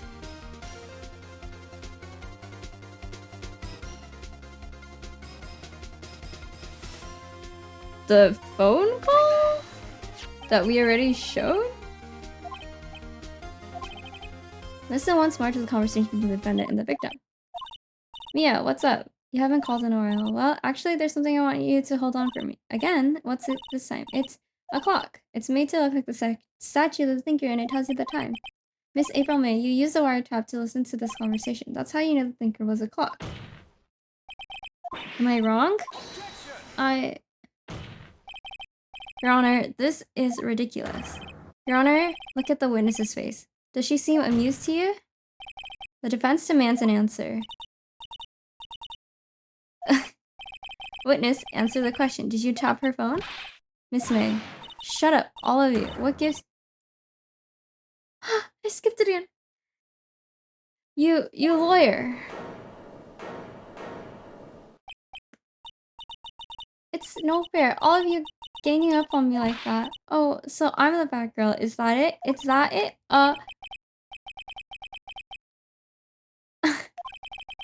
Now to deal the final blow. Why the wiretap? Miss May, why did you tap her phone? Answer the question. Do I have to? Isn't this a murder trial? Isn't tippity tapping irrelevant? Yeah, she's saying exactly what Edgeworth wants her to say. Miss May, you were tapping the victim's phone. I hardly call that irrelevant. While this court does not condone the defense's tone of voice, he has a point. Well, Miss May, do you have an explanation for the court? At the time of the murder, I was in my hotel room getting room service. How could I have killed her? If you don't believe me, just ask the bellboy. Well, does the defense have anything to say? Well, Come on, think of something. Call the bellboy as a witness. The defense would like to call the hotel bellboy as a witness. There's something suspicious here and I'm going to get to the bottom of it. I think you've sunk in quite low already. I rejected calling the bellboy. Why? What's your reason? Because I hold that the wiretapping had nothing to do with the killing. However, if you agree to one condition, I consent to calling this witness. Condition? If Miss April May's alibi is not called into question after you examine the bellboy, then you will recognize that Miss April May was not the killer, thus she is innocent. And thereby, you must also accept the verdict of guilty for Miss Maya Fey. That is my condition. What? I better find something suspicious in that bellboy's testimony, otherwise Maya will be declared guilty on the spot. What should I do? Accept the condition. Wait, didn't we run into that bellboy? Alright, I've got nothing to lose except for, well, everything. Understood. I accept your condition. Cool. You fell right into my trap. Uh-oh. Wait. Very well, the court calls the hotel bellboy to the stand. I believe we're ready for the witness to testify. He certainly does look like a bellboy. He's got the tray and everything in the court too. Yes, sir. If I received your summons in the middle of work, sir. I'm happy to be of service. That tea set looks rather heavy, so without further ado, the witness may begin his testimony. Very good, sir.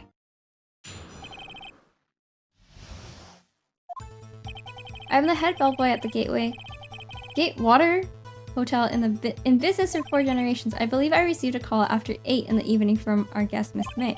She asked for an iced coffee to be brought to her at 9 on the dot, sir. I brought it to her precisely at the requested time, of course, and delivered the iced coffee to our guest, Miss May herself. I see. The defense may begin the cross-examination. Alright, I'm ready, I hope.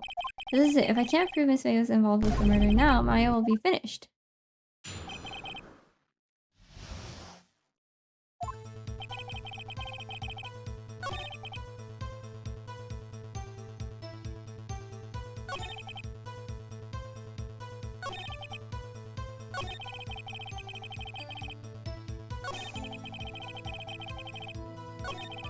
Well,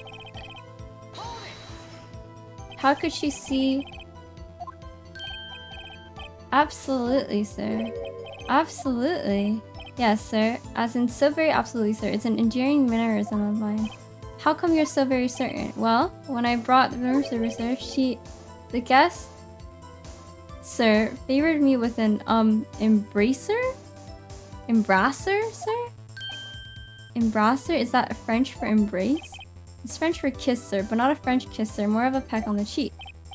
Why would she have done something like that? I believe perhaps she was momentarily swayed by my prim demeanor, sir. It was a moment I shall never ever forget. Sounds pretty fishy to me. I think Miss May was up to something and wanted the bellboy to remember her.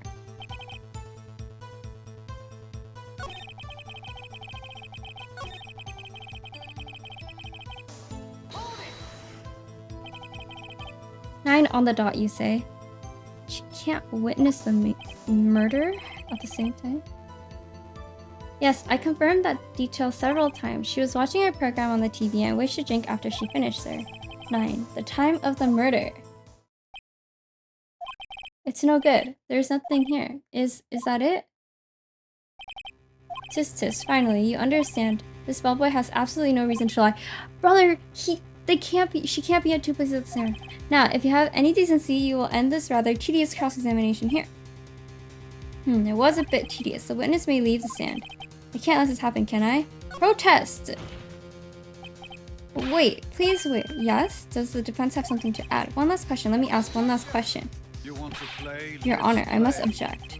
You want to play? Let's play. This charade of justice has gone on long enough. Now, Mr. Edgeworth. Alright, Mr. Wright. I'll give you one more question, that's all. Okay, this is really it now. This is my last chance. What do I ask him about?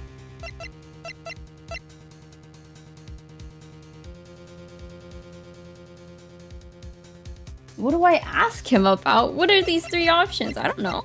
Room service. Tell me again about room service. Again, sir. Exactly 9.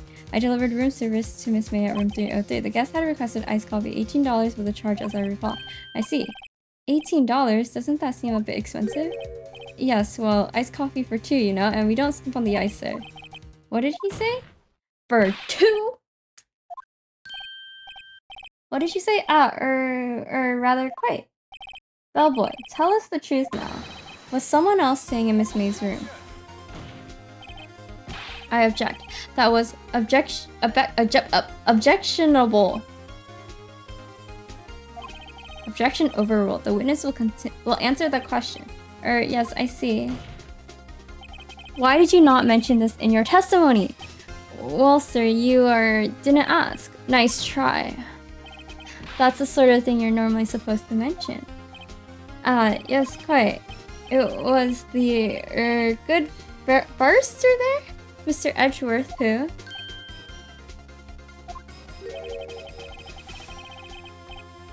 $16 for 2 bottles of water? What the heck? He asked me not to mention it if I wasn't specifically asked, sir. Oof. You fool. I've done it. I've won. Not yet, brother. Not yet. Miss April May checked into a twin room with a man, correct? Yes, sir. Then, when you brought them room service, you didn't see that man in the room? That's right, sir. Your Honor, we have just learned of another person involved who may have been the murderer. In light of this new fact, I hold it impossible to judge the defendant. Wouldn't you agree, Mr. Edgeworth? And who, Mr. Wright, who is this other person? Simple. It was the man with Mrs. May, right? The man who checked in with Mrs. May. Oof.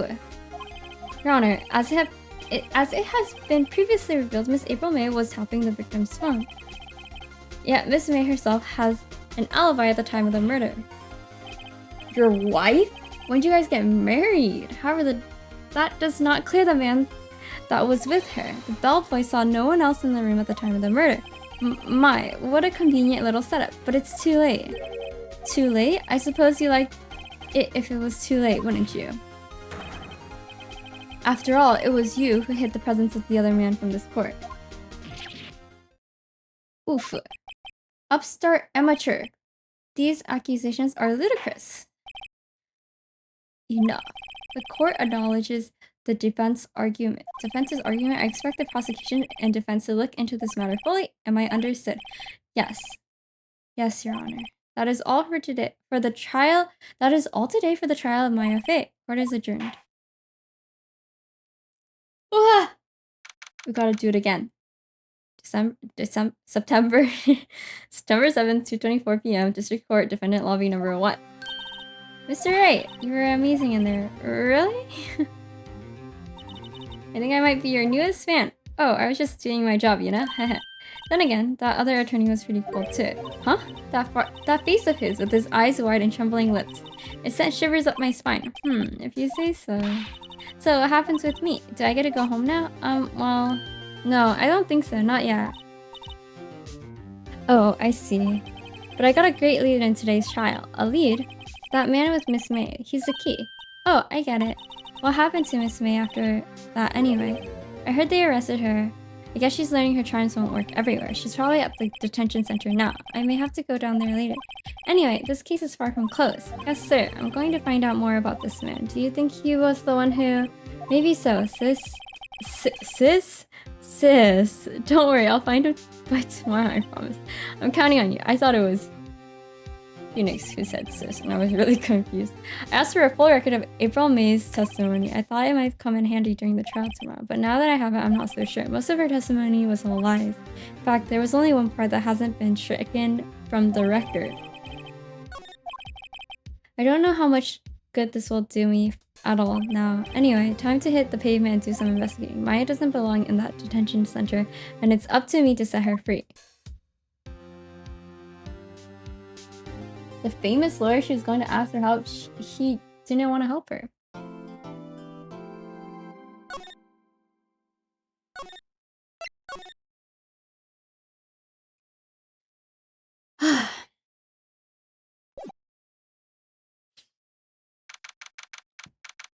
September 7th, 3:11 p.m. Detention Center Visitors Room. Why is reading so hard?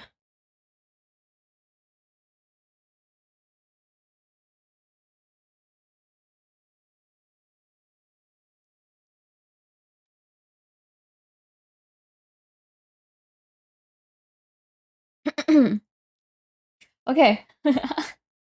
Well, hello. I didn't expect anyone to visit me in such a dank place as this. It's really quite moving. Not, you're stinking lawyer. I hope you die. Have you come to laugh? Yeah. Laugh at the fallen Miss May. No, not really. There's something I wanted to ask. Unfortunately, there's nothing I want to be asked. Haven't you done enough questioning, you spiky head? Here we go again. Please, you're scaring the security guard. So, what is it you wish to ask of me then, For starters, how did you get to be so totally whacked?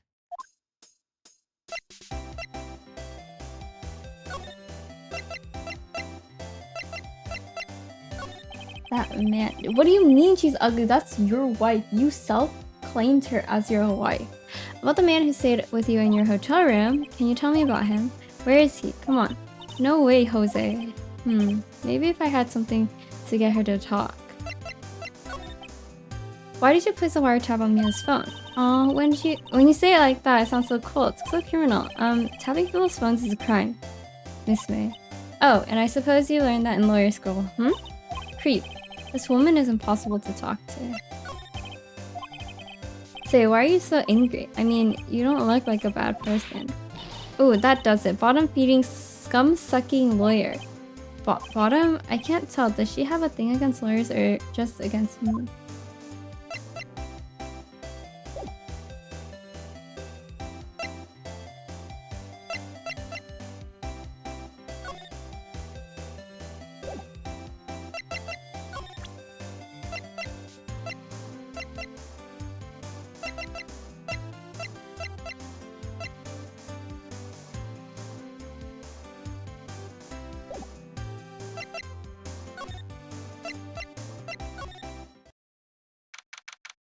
September 7th, Gatewater Hotel, room 303.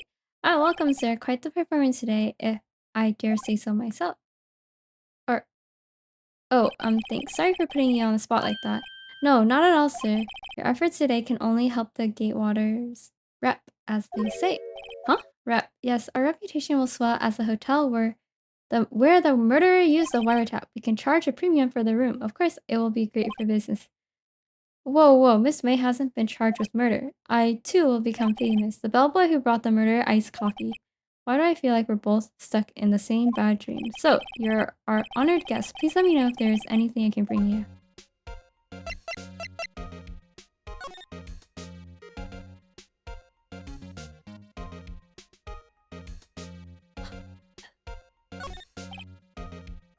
Huh? There's still a screwdriver stuck in that drawer. Ah, please leave that as is, sir. That's the drawer of terror, hiding place of the murderer's wiretap. It's set to become one of the most popular attractions here. This guy's serious. I don't believe it. Nice weather again today. I can see the Faye & Co. law offices, of course.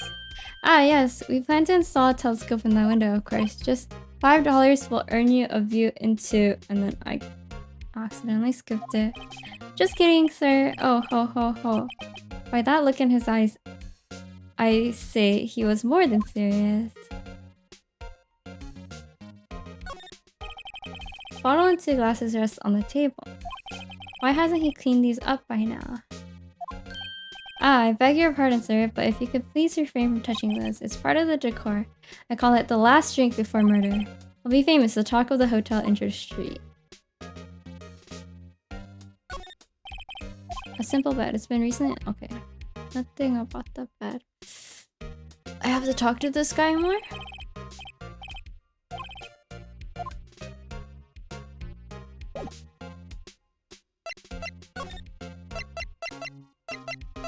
The man with me. I wanted to ask you about the man who was with Miss May.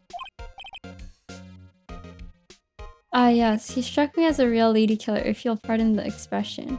You know how they turn childhood homes of murderers into attraction for people to visit? They do that? I didn't know they do that. If I was with my friends, I'd go. Probably not alone. I think it'd be fun with friends.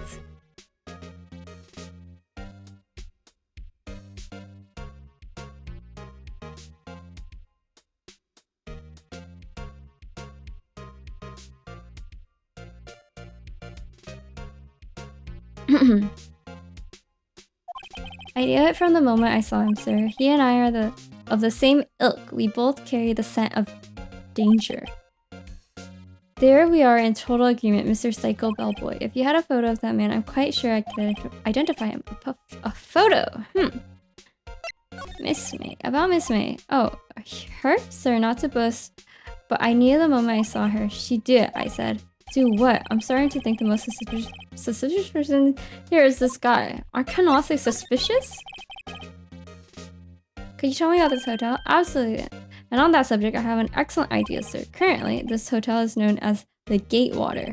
I propose that we add a subtitle. A subtitle, the Gatewater Hotel, Murder Manor. Well, what do you think? Sounds great.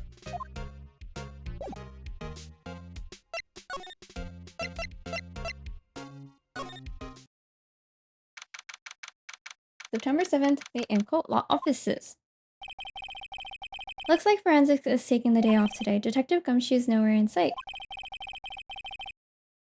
The police really gave this place a working over. So true.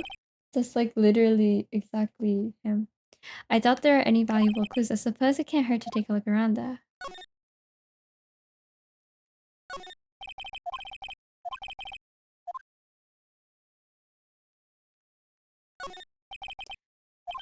Sky is blue and so am I. There, that hotel right across the way.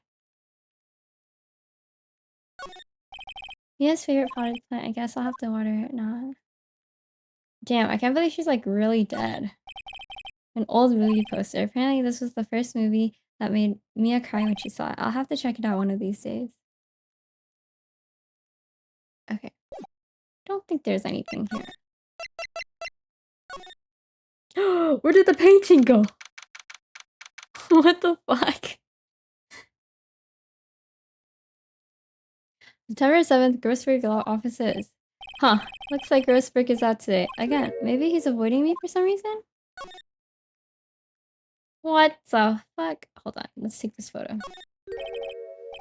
What's this? Old photos? There are two lying here. Something's been written in pencil on the back. DL6 Incident Exhibit A, DL6 Incident Exhibit B. Let's take a look at these. I'm sure I've seen this person somewhere. Perhaps I'll borrow this photo. I'm sure no one will miss just one little photo. Might be a valuable clue. I'll take it for now. That's their mom, no? Photo lies on the desk. Maybe I should switch it with the one I took. I'll take this one.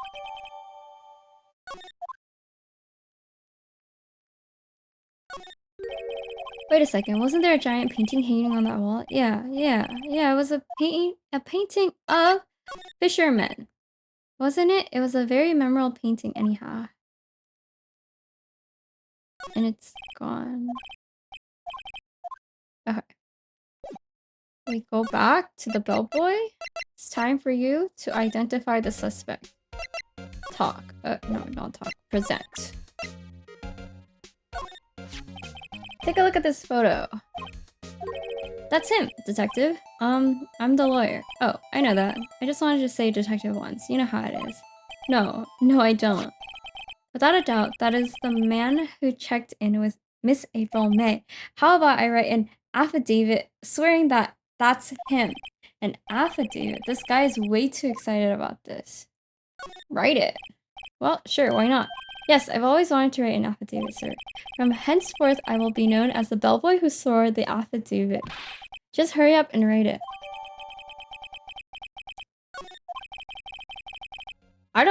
It's not the famous lawyer. It's, this dude. I'm pretty sure. Talk? No. Okay. Now we go back to the detention center. You again. Can you take a hint and stay gone? Hey, the only reason I'm back here is because you won't talk to me. Oh, so it's my fault now. You don't just have spiky hair, you also have a spiky heart. That does it. When this case is done, I'm shaving my head. About the man who stayed with you in your hotel room. Can you tell me about him? Where is he? I'm not telling. Look, he's being accused of murder. I don't think you want to be protecting him. Would you have sold out the late Miss Faye to the cops? No. See? Damn. Maybe if I had something to get her to talk.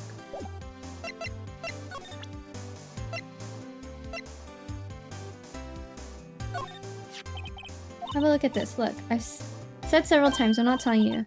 Where did you... Aha, a reaction. This is him, isn't it? What? Who? When? Why? It is him. This is the man who stayed in your hotel room the night of the murder. No, that's not right. Nice try, Miss Cooperative. Do you have proof that was him? Yeah, proof. Show me proof.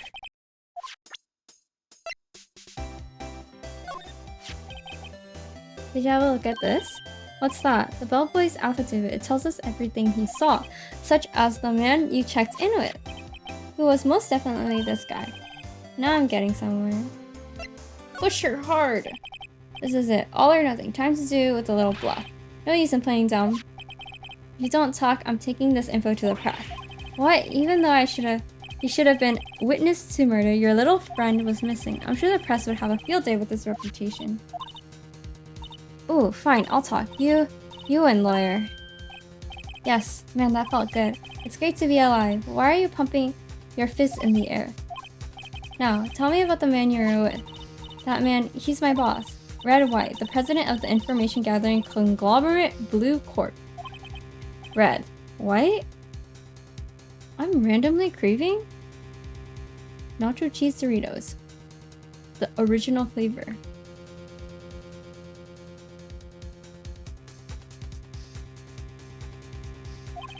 Information gathering? Well, I suppose you could call it detective agency. So this is the man that was with you the night of the murder? I'm scared to talk. I don't want to end up like her. It's okay, I'll just ask Mr. White himself. Can you tell me where Blue Corp is located? Mr. Red White at last. Finally, a lead on this guy. If April May couldn't have done it, that leaves him. Time to take action. We threw away the affidavit? Okay. That's...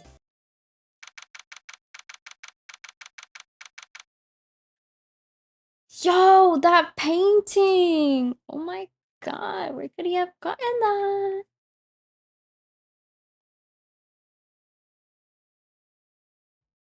Maybe it was dialogue. Maybe I accidentally skipped it too fast. I don't know. You don't know.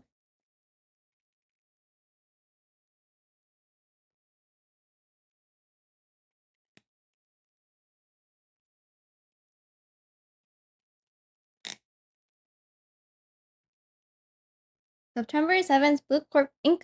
CEO's office. What's with the surreal decor? Welcome. Please furnish me with the title of your personages. Personage. Your name. What's your name? I was just inquirably asking the title that you go by. Right. Phoenix Wright. Inquirably. Mr. Wright, is it? Right, I see. Splendiferous. Perhaps I have intimidated you with my grandesque vocabulary? What is this guy's problem? I'm Red White, CEO of Blue Corp. You know, corporate expansion official? My business dealings bring me into contact with the elite of the elite, so I'm afraid I'm not used to conversing with the wordly challenged. What a fruitcake. Let me guess. You're an attorney fresh out of law school, are you not? That's the only explanation for why you would come to meet me like this. What does he mean by that? No matter. So, what business does a mighty lawyer have with a man such as myself? Yeah, yipes. This guy's arrogance meter is off the scale. Hold on. Haven't I seen this somewhere? Is this a replica? Ridiculosity. I have no interest in anything but originals. That's right. There is a bona fide original worth 5 million for sure. Judges special runner-up, best participation, judges cooperation, award special good try prize. Shoot, he's saying fake words. I'm a reader today. I'm reading today. Statue of a man holding up the world. The Blue Corp sign certainly stands out enough. The model for the stand is, of course, Mr. Wright. Truly a work of art, but probably too beauticious for you to appreciate, correct? I think a little too beauticious is just about anyone, for just about anyone to appreciate. I think I'm gonna finish this case and then be done. I don't know what it is about reading, but somehow reading, like, makes my throat more tired than just speaking. I don't know. Maybe I'm reading weird. I don't know. Just something I've noticed. Guessing this is supposed to be a desk? My mind, this is quite the thing. It's modeled on my body, see? Well, does this sleek roundature not inspire you? Okay, let's talk. Miss May is an employee of Blue Corp, is she not? Correct. She was my secretariat? What a shock it was to hear what she has done. What she has done? You mean the wiretap? Indeed, she has. She is paid to answer phone. Tapping them is not in her job description. She does gather information for us as part of her duties, but I assure you we do not condone illegal methods. It is ineffable that she would do this. It sounds like he's trying to turn Miss May into a scapegoat. Crumbly. That's... never heard voice described as crumbly. On the night of the murder, were you in April May's hotel room? Who can say? I seldom pay attention to mundane details such as time and place. My motto is, don't worry, be happy. Still, Mr. White, the hotel bellboy has stated on the record that he does remember you very clearly. No matter, the bellboy can say what he pleases. I still won't talk to you. If you want me to speak, put me on the witness stand. Although I doubt you'd be able to I doubt you'd be capable of doing that? He raises a good question actually. Why didn't the prosecution call him as a witness? He should have seen the same thing as April May. Oh, ho ho. The police, the courts. To me, they are mere toys, playthings for my amusement. What kind of company is Blue Corp anyway? Ah, excellent question. We buy and sell various kinds of information. We are a company of the future. You might say we are the future. Sell information? In just 10 years, I've built this business up into the grand office you see now. Ah, in case you were wondering, Blue Corp was named after the color blue. I, Red White of the Blue Corp, as founder and CEO, named it so. And why, you ask? Because I like the color blue, of course. Red, white, blue. Fantabulous. Fantabulistic, is it not? There's something that's been bothering me. Yes, what might that be? That big painting on the wall over there. When did you get it? Say, when did you get that painting? No idea, I forgot. I've seen this painting before, yesterday in fact. Why do I find that painting here today? Mr. Wrong, was it? Right. It appears you do not fully grasp your position here. I ask again, who are you? A lawyer? No, my feeble friend. A mere lawyer. Worth nothing. Zilch, zippo nada. Just like that sorry excuse for an attorney. Grody burger. What? Oh, yeah. Oh my god, is he getting beat up? He punched me. Well, Mr. Lawyer, what will you do, eh? Charge me with assault? Charge away. I welcome it, for it is you who will be found guilty. What? Heed my exposition. The police, the courts, they all do my bidding. So you say, but I wonder, is that kind of control really possible? I don't expect you to understand. This is a world beyond your compensation. Compensation? Why did he say that? Did I read wrong? You came here from Gritty Burgers, I presume? Mr. Grossburgers, yes. Then you must ask him, why is it that this painting of his hangs here? Perhaps then he will tell you? Perhaps he'll explain how a man can live life purely for personal profit. Go now, skedaddle. There is nothing more to discuss.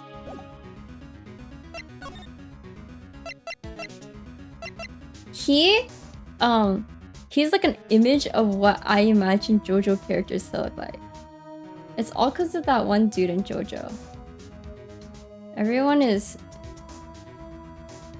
automatically automatically assumed to look the same.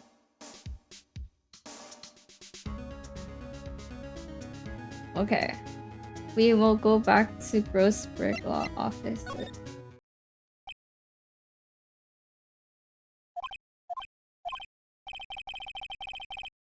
I've never seen JoJo as well. It's just... Huh, I don't think he's noticed me standing here. Maybe I should clear my throat? Jumping Jehoshaphat. What? Oh, you. What's wrong? You look so pensive. Like an old man at the end of his days. I'm not senile yet. I was thinking about this whole mess. Something's really bothering him, that much is clear. They came to see the trial? Yes, I did. Something was bothering me all last night, you see. I couldn't get a wink of sleep. Really? What was that? Well, you see, it's just... Mia's sister, that poor girl, my boy. I owe you my thanks, truly. I don't know what I would have done if things had gone poorly for the girl. I asked before, but why did you refuse her request for defense? I think I have a right to know. Alright, Mr. Right? No, I'm sorry. It's just... What did he say? He does seem troubled about something. I'm starting to have a feeling I know what it is. So I paid Blue Corp a visit. Oh, I see. Mr. White. Yeah, Red White. Mr. Red White. Mr. Grossberg, I have to admit something has been bothering me. Oh, what is it? Well, out with it, my boy. You see, it's just... Mr. Grossberg, sir, there was a giant painting hanging right there the other day, was there not? The one you said you had no intention of parting with? Well, I saw it today. It was in the CEO's office at Blue Corp, Red White's office. So, you noticed. I suppose I should have guessed you would. It is a large painting. Mr. Grossberg, I know you and Mr. White are connected somehow. Connected, you say? Yes, and I know what it is. You're lovers! He's blackmailing you. Mr. White has something on you, doesn't he? Blackmail? I think that painting is fairly gaudy proof. Very well, this may be the chance I've been waiting for. Maybe it's time to get this off my chest so I can finally rest easy again. After all, you're Mia's understudy. Perhaps it was fate? What's he talking about? Red White is a man who makes his living through intimidation. Blue Corp is a company that excels in finding people's weaknesses, I'm afraid. I've been paying them for 15 years now. 15 years? All because of the DL6 incident, as you may have guessed. The name on the back of those photographs. As you suspected, I could not stand in defense of Maya because of this. White would have destroyed me if I did. But that's the connection. It is hard for me to tell you this, my boy. But arresting Red White will be nigh on impossible. Impossible? Why? He has information on everyone. It gives him an iron grip. He owns judges, attorneys, prosecutors, police, and politicians. What? They are bound, unable to do harm to themselves, and therefore to him. Don't look at me like that. What you see is nothing more than the weight of many years. What is the DL6 incident? DL6 is nothing more than the sorting code the police gave the case. It was 15 years ago now. I received a request from a medium, a spirit medium. A medium. Her name was Misty Faye. Faye. Indeed, she was Mia's mother. She had been investigating a murder at the bequest of the police, and she failed. As a result, the police called her a fraud. This is what Maya was talking about the other day. I did all I could for her, and in the end cleared her of wrongdoing. That murder case, however, remains unsolved to this day. That case is the DL6 incident. But why were you blackmailed over this, Mr. Grossberg? The DL6 incident was top secret at the time. It made sense. The police didn't want people to know that they were using a medium. They couldn't let people know, but one person found out. I told him. You told White? He offered me riches. It is an embarrassment to me now. Because I talked, the police were mocked far and wide. In secret, they began looking for the one who sold them out. Of course, White heard about it and he came to me. Only this time, the offer was blackmail. I see. White controls the law of the country, this country as he sees fit. Yeah, if you would still challenge him, have a close look at Mia's office. Mia's office. She followed his every move for years. She may have recorded something of what she found. Okay, peace.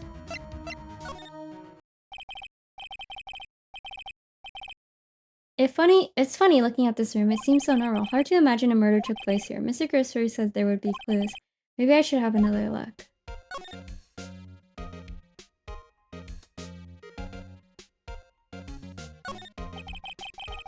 All the cases the chief ever worked on are filed here. They're in alphabetical order. Let's take a look. Which file should I look at?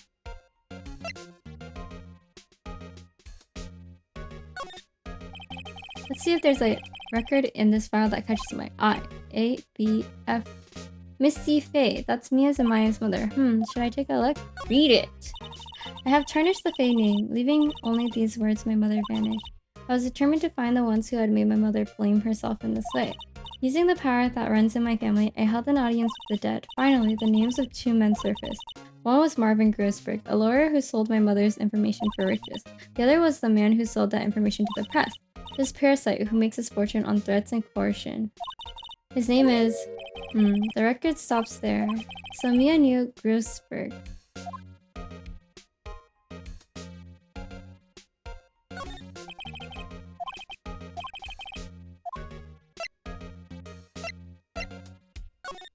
How am I liking it so far? It's a lot of reading.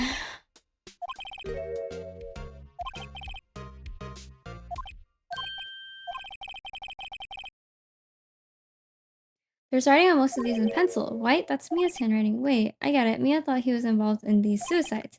White drove them all to... I can use these newspaper clippings. Let's find the most disturbing one.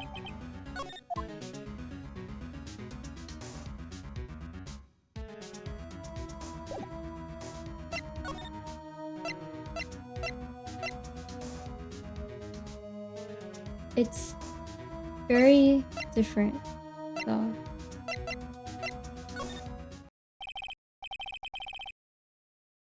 Apparently Miss May isn't questioning. I doubt they'll let me talk to her today. Oh, then I'm out of here.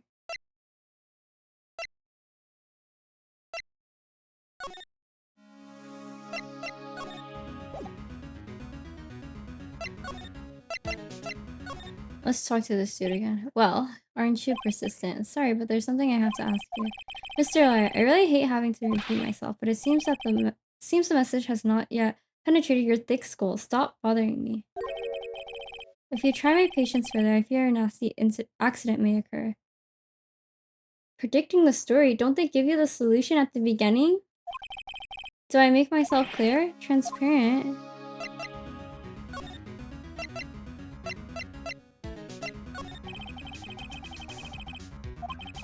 I need some evidence I can use it. And what's wrong? Is there something stuck to my face? Why, yes, there is my eyes, my nose, and my mouth.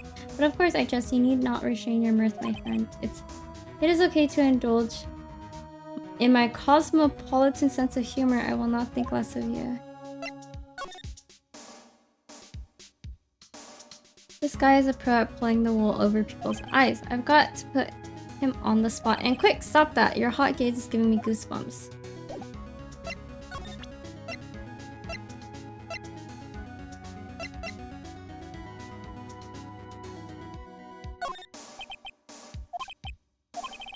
Mr. White, see this? It's an article describing the suicide of a politician.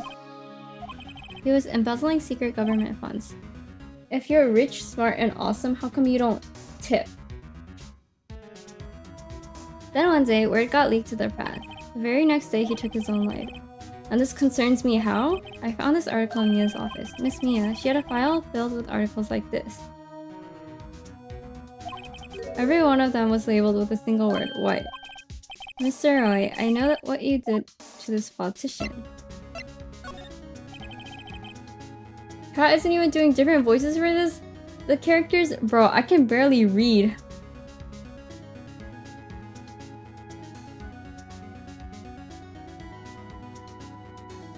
If I put enough effort, I could pull out the voice changer and click on a new voice for every single character. But I will not.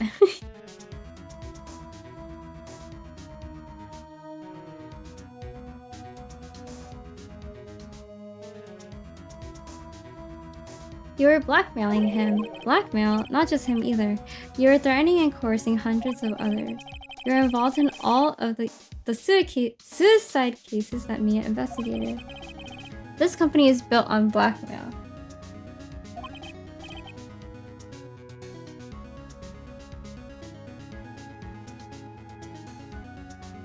This is how we get you started in voice acting, brother. I can't do it. My throat is too weak.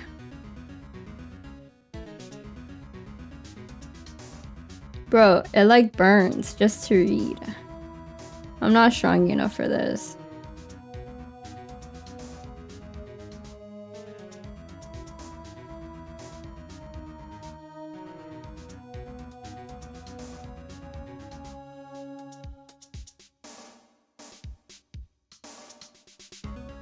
You know, if I had like disposable income and like everything was going well and I just had a bunch of free time in my life, I would take a class. I think it would be fun. But yeah, that's not me right now. I'm right, aren't I? What a bizarre accusation. Mr. Wrong, what is it that you should be doing now? Investigating me? No, I think not. You should be searching for the one who killed Miss Mia. Oh my god, that scared me. Secretary's office, hello? Mr. Wrong will be leaving now. Yes, sir. I'll send someone right away. Wait a second, Mr. Wright. Mr. White. You're wrong. You're wrong, Mr. White. Excuse me, what should I be doing now is going after you. Just what are you insinuating? Mia was onto you. She was keeping tabs. For this reason, you had April May tapping her phone. Then Mia was murdered, and all the documents about you mysteriously disappeared. Great orator. Thanks! So, the culprit would be... Even a child will work it out, Mr. White. You did it. Secretary's office. We won't be needing an escort for Mr. Wrong. Instead, please connect me to the public prosecutor's office. Of course, sir. One moment, please. What? That you? What are you doing calling me at a time like this? Hello. Chief Prosecutor? I've changed my mind. I want to testify tomorrow. What's this about? The Mia Fey case. I witnessed the murder, you see. And thus, a very important witness I would like to testify. What? Why now? I thought you said you didn't want to go to court. Quite, dude. I told you I changed my mind, didn't I? Oh, and one other thing. Send the police over here right away. The man is standing right in front of me. He looks dazed but could be violent. What? What man? Are you even listening? The executioner, the hatchet man, the liquidator, the killer man. What? Mr. White, this isn't another one of those. Chief Prosecutor, I do not believe you are in a position to freely offer your opinions to me, correct? I'm telling you to send the police now. Did I not tell you, Mr. Wrong? You're a mere lawyer and was Miss Mia. How dare you? I'll point a finger at you and you will be tried as Miss Mia's killer. This case is as good as settled. No lawyer of any worth will defend you. I have friends in the local lawyers association, you see? You'll be given a lawyer so stupendously inept that they even make you look competent. I feel faint. Detective Gumshoe reporting, sir. Ah, Butts, Harry Butts. Right, actually, Phoenix, right. And my friend's name is Larry. Alright, sorry pal, Butts was the murderer, right? Detective Gumshoe, I present to you the man who had killed Miss Mia Fey. What? Take this despicable human being into custody. Farewell, Mr. Wrong. Dude, I can't even think about, like, voice acting right now. Like, voicing each character? Oh my god, I can't even think about reading. My throat hurts. There's no way. I can't play this game 2 days in a row. Maybe I can. We'll see. How I wake up tomorrow. I can't believe it's only been a day since the first trial. My trial begins tomorrow. White's going to set a trap for me, and the prosecution will be in on it, of course. Edgeworth included. An attorney was assigned to me by the state yesterday. I refused. I had an idea. Right. Mr. Wright. Oh, Maya, great. They let you out of detention. Just now, yes. It's all thanks to you. Ha, now I'm afraid we switch places. Am I gonna play some? I'm not. What? You mean you? Good night, Uim. I explained what had happened to Maya. I don't believe it. How many people does that man need to destroy before he's satisfied? My mother, my sister, and now you. This has gone too far. Mr. Wright, please tell me, is there anything I can do? Well...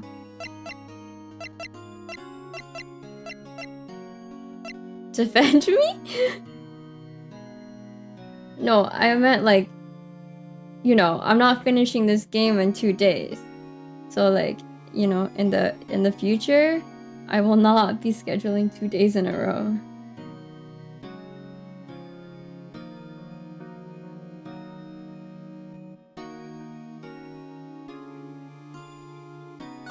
Defend me. Alright, you can be my defense lawyer tomorrow. Alright, huh? Leave it to me. I am Mia's sister after all. Lawyership runs in our blood. Wasn't it ghost powers that ran in your blood? I better run to the bookstore and pick up a copy of Law for Rookies. Girl, I was joking. Don't do that.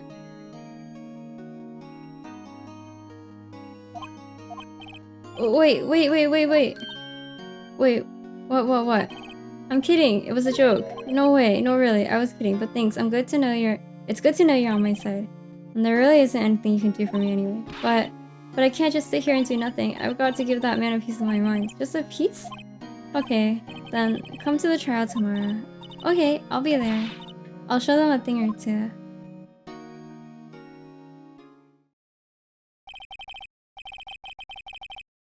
Times may change, yet with crime it's the same old story. In fact, it's gotten worse. Lengthy court proceedings are no longer realistic. Beginning a few years ago, a limit of 3 days was put on initial court trials. Almost all finished in a day, most with a guilty verdict. I never thought I would end up in the defendant's chair myself for this case. Was a true culprit appearing as a star witness. This is it. Tomorrow, it's me or him.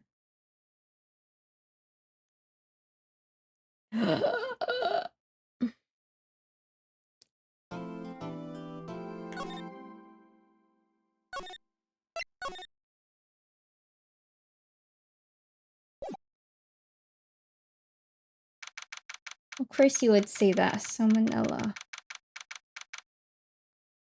You're the reason. Well, I guess this is it. Yeah, one way or another, this case gets decided today. Ah, Phoenix, look. Prosecutor, Edgeworth? I received a call from the Chief Prosecutor's office yesterday. I was told that whatever Mr. White says today, it will be the absolute truth. No matter how you try to attack his testimony. If I raise an objection, I have it on good faith that the judge will listen to me. What does White have the judge... Wait, what? Does White have the judge in his pocket too? So you're saying I'm going to be guilty, end of story? I will do anything to get my verdict, Mr. Wright. Anything. Why? How can you torment an innocent person like this? Innocent? How can we know that? The guilty will always lie to avoid being found out. There's no way to tell who is guilty and who is innocent. All that I can hope to do is get every defendant declared guilty, so I make that my policy. Edgeworth, you've changed. Phoenix, you know him? Don't expect any special treatment, Phoenix, right? He's like me? In what way? Phoenix? Well, court will be starting soon. What? But wait, your defense attorney isn't even here yet. They're not... I'll be defending myself. What? Okay, let's do this.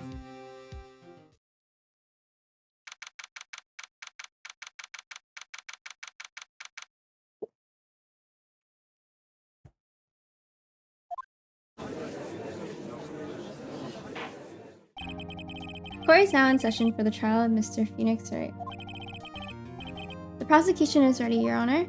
The defense is ready, Your Honor. Mr. Wright, are you sure you're up to doing this? Yes, Your Honor. I will be defending myself. Understood. Very well, Mr. Edgeworth. Your opening statement, please.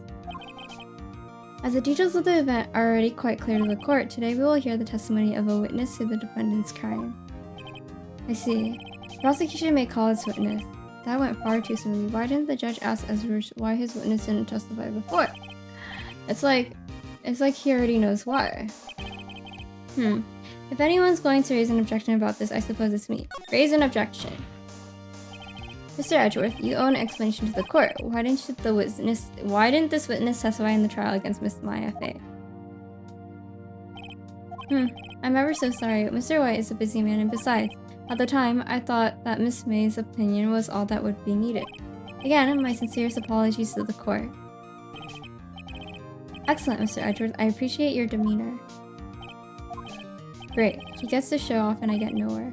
I'd like to call Mr. Red White to the stand.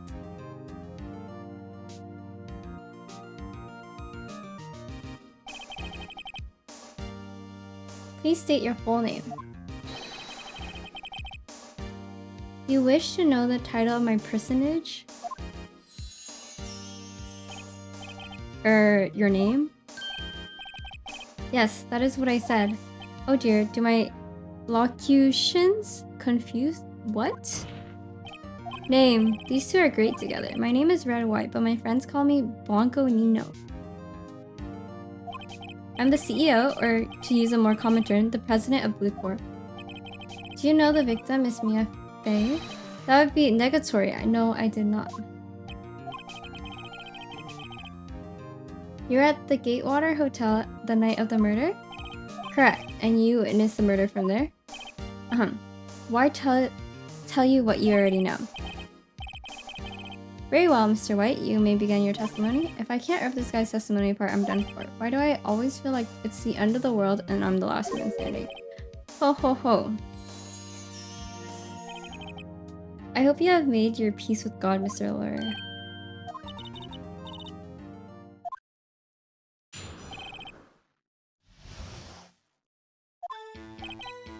Let's see, it was about 9, I believe. I was quietly perusifying, that's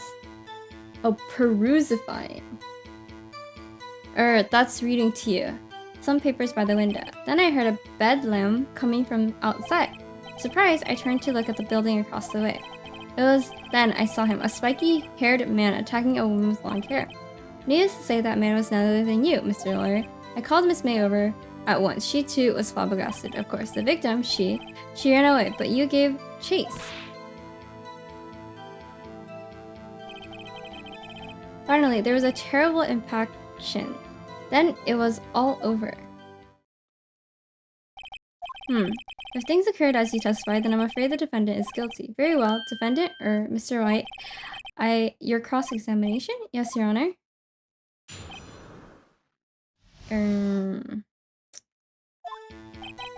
Hold on, I need to see what we have.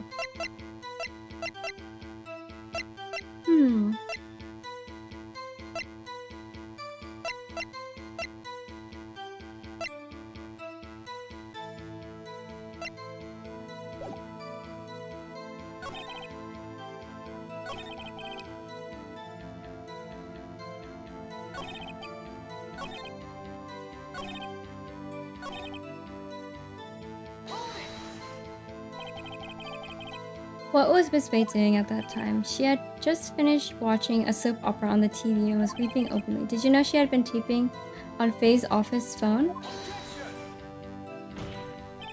Irrelevant. That has nothing to do with the case at hand. I care not. I will answer the lawyer's bold inquiry. Miss May was acting alone when she tapped the phone of this Faye woman. You make a good politician, Mr. White. Oh ho, I know. After all, I'm El Presidente. Please continue. The victim, she ran away, but you gave chase. Finally, there was a terrible impaction.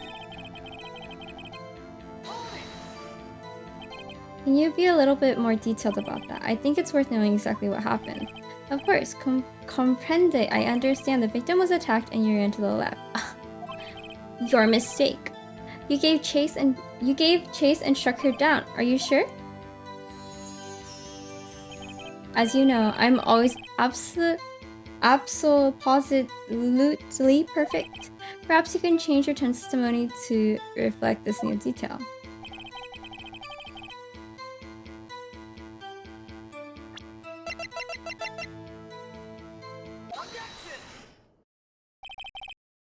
Wait right there. Mr. White, you've dug your own grave. What is this? You said the victim ran to the left, but that directly contradicts Miss May's testimony. She clearly stated that the victim ran right. Oh, ho ho. It is simple. You have misheard her. I think not. Look at the floor plans. The killer was here, and the victim was here. If the victim ran to the left as you claimed she did, she would have been running directly away from the door. She would have been running into a dead end. Don't you find that odd? Very strange. I did see her run to the left. I did. Phoenix, look at his face. I don't think he's lying about this one. True, maybe he really did see the victim run left, so he did witness the killing? Wait a second. Mr. Wright? Yes, Your Honor. Miss May says right, Mr. White says left. Can you explain this contradiction to the court? Both are right. Both witnesses are telling the truth. Cause he killed her, and he was on the other side. Ha! I doubt it. Rather, that does not clear up the contradiction. There is one scenario that will explain the conflicting accounts. What? Obviously, the witness was not viewing the crime from the hotel. Mr. Wright, what do you mean? Yes, what do you mean he was not viewing the crime from the hotel? If he was not in the hotel, where could he have been? In the law offices of Fate and quote, of course. More specifically, he was standing here. Time to show the court where Mr. Fate was standing. E. Take that! This is where he was. Look, when the victim ran for the door, if he was watching from this point, to him it would appear that she ran to the left. Please, this is no time for jokes and ill taste. That is where the killer was standing. And... order. I will have order. Anyone disturbing the order of this courtroom will be held in contempt. Mr. Wright, what are you suggesting? Rapscallion. Objection. The postulations of the defense are a distortion of the truth, Your Honor. Indeed, they do seem a bit far-fetched. Ho ho ho. You provide us with so much entertainment, Mr. Liar. What now? He's laughing? The hilarity of the moment made me remember something. It appears I have been unclear, and for this I apologize. Mr. Your Honor, might I be allowed to testify once more? Very well, let's hear your revised testimony. Good luck. You can't fix the broken testimony, buddy. I think it's also easier to read because they don't add strange accents. Miss May's testimony was correct, as was mine. When you assaulted the girl, she first ran to the left. And then when you hit her savagely, that's what I saw. Next, with the last of her strength, she ran to the right. You chased her and delivered the final blow. That is what Miss May saw. You see? You hit her twice. Don't you remember, Mr. Lawyer? That does seem to make sense. Will you be cross-examining the witness's testimony? You bet I will. I mean, yes, Your Honor.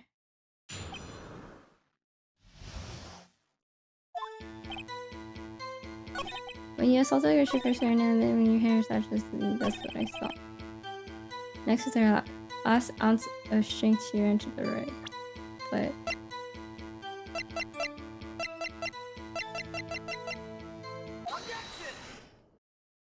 Mr. White, the victim died from a single blow. What do you have to say to that? Now's my chance to hit him where it counts. Mr. White, wasn't it you who told this court you were absolutely perfect? I'll refrain from using this phrase from now on.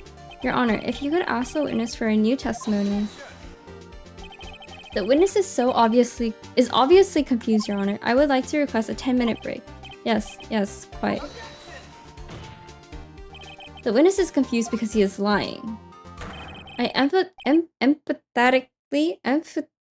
empathetically request that there be no break, Your Honor. Yeah, we want justice. Don't let him get away. Very well. If the witness would care to revise his testimony, the crowd's on my side. No slipping out of this now. White? Mr. White? Oh, okay.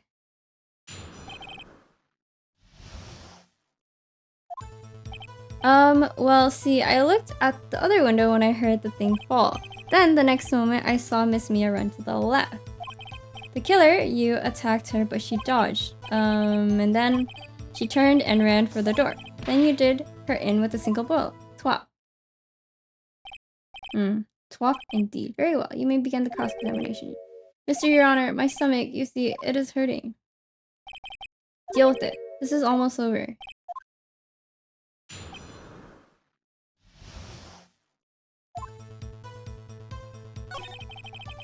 Oh, hold on.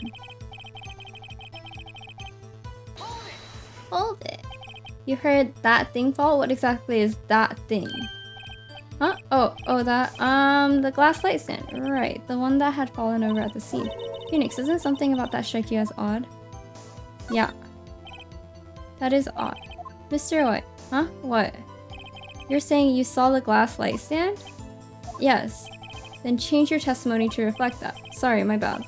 The witness will revise his testimony. Okay, of course. A light stand was lying on the floor when I looked. Then the next moment I saw Miss Mia run to the left. The killer you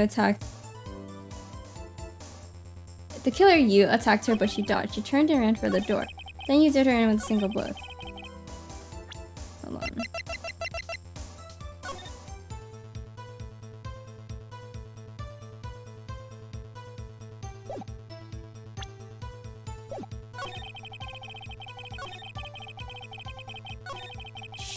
It was already lying on the ground?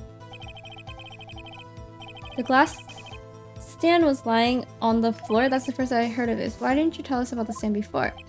Why, me? Well, I was instructed not to. Wait, one moment. Give me a minute to gather my thoughts. I'm so confused. Yeah. Your Honor, please, I ask that you don't allow the witness to be badgered any further. Mr. Wright, please refrain from badgering the witness. Yes, Your Honor. Very well, the witness may continue his account.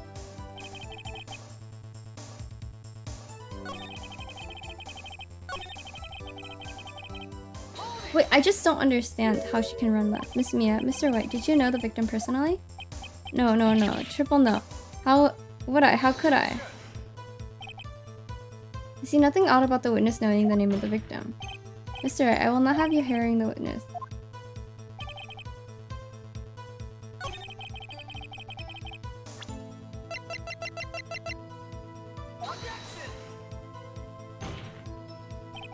Your Honor, that statement contradicts this evidence. It does? I don't see anything contradicting. Huh? Really? Wait, what? Whoops, that didn't go so well.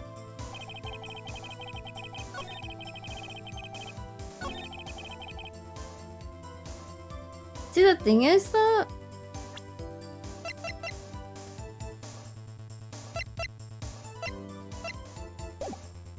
I don't understand how, like... I can't see the image of her running left.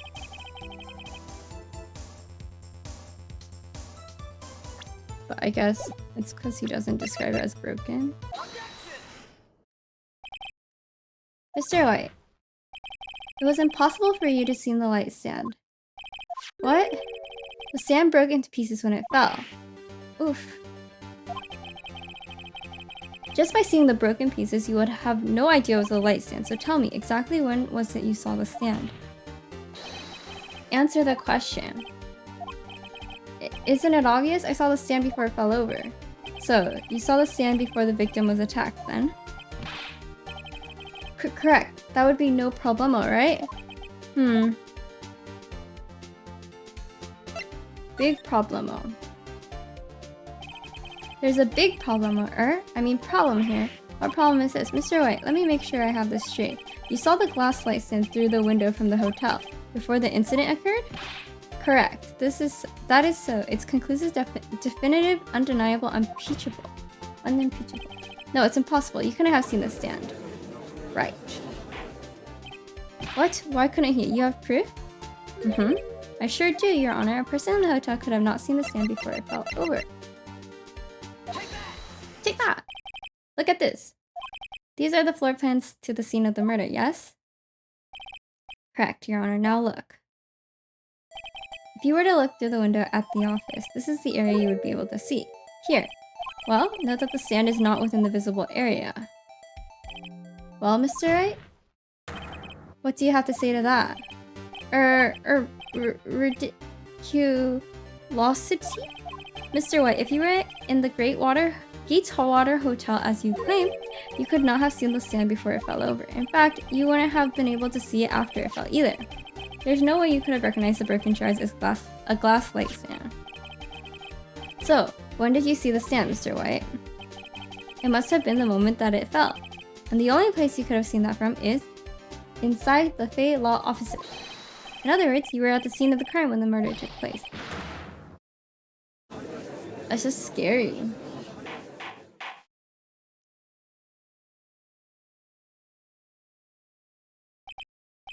Mr. White? Mr. White, you did it, didn't you? Mr. Your Honor, Miss Mia. Hey, looks like we're about to get our verdict. That's far enough, Phoenix, right? What? I forgot about Edgeworth. Mr. White, I think the time has come. Shouldn't you confess your crime now, What? I said you should confess your crime, or go confess that you placed the wiretap. The wiretap? Order. Mr. Edgeworth, explain to the court what you mean by this. Distinguished members of the court, Mr. White is slightly confused. Allow me to explain. I really don't like the way this is headed. As you know, Mr. White is the CEO of Bluecore. He ordered his secretary, Miss April May, to top the law offices of Miss Faye. What does that have to do, Your Honor? The question is, when was the wiretap placed in the office and by who? No, you wouldn't. Mr. White, in order to place the wiretap, you entered Miss Faye's office. Am I correct? Correct. You are most correct, Miles. Give me a break. Yes, in order to place the wiretap, I breached the Faye & Co. law offices. This is when I saw the accursed light stand. Now I'm confused. Please explain to the court what all this means, Mr. Edgeworth. Gladly, Your Honor. Mr. Phoenix Wright has made his position quite clear. He has determined that Mr. White knew the glass stand was in the office.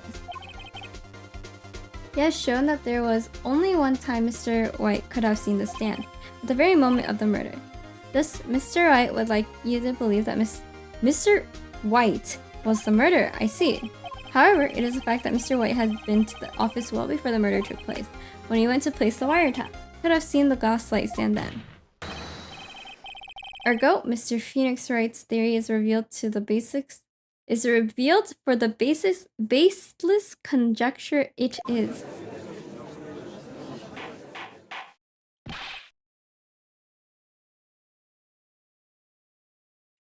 Mr. White, you will testify to the court about this wiretap thing.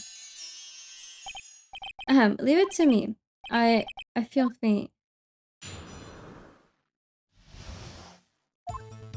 It was the beginning of September, the week before the murder. I had entered the Fay & Co. law offices.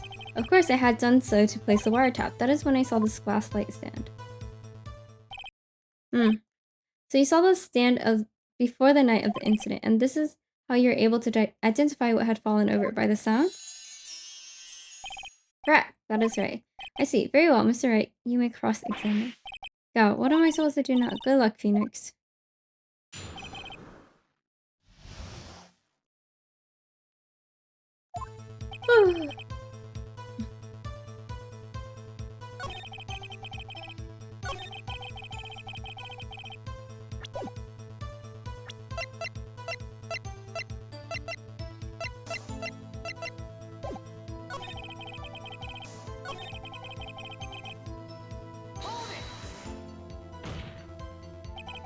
Why did you tap me his phone?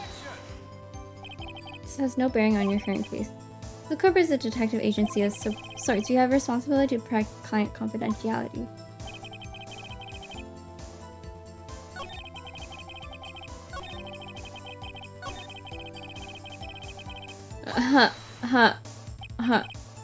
Do you have proof? Miss April May knew the details of Miss Faye's phone conversation. This proves the wiretap was placed before the murder. Right.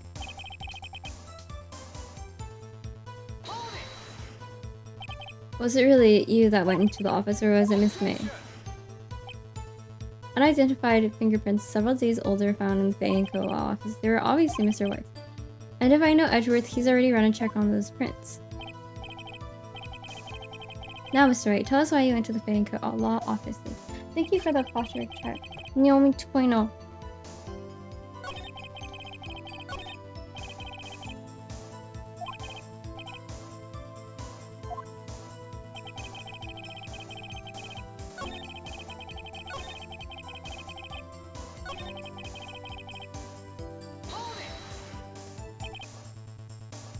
Why did you notice something as innocuous as a light stand?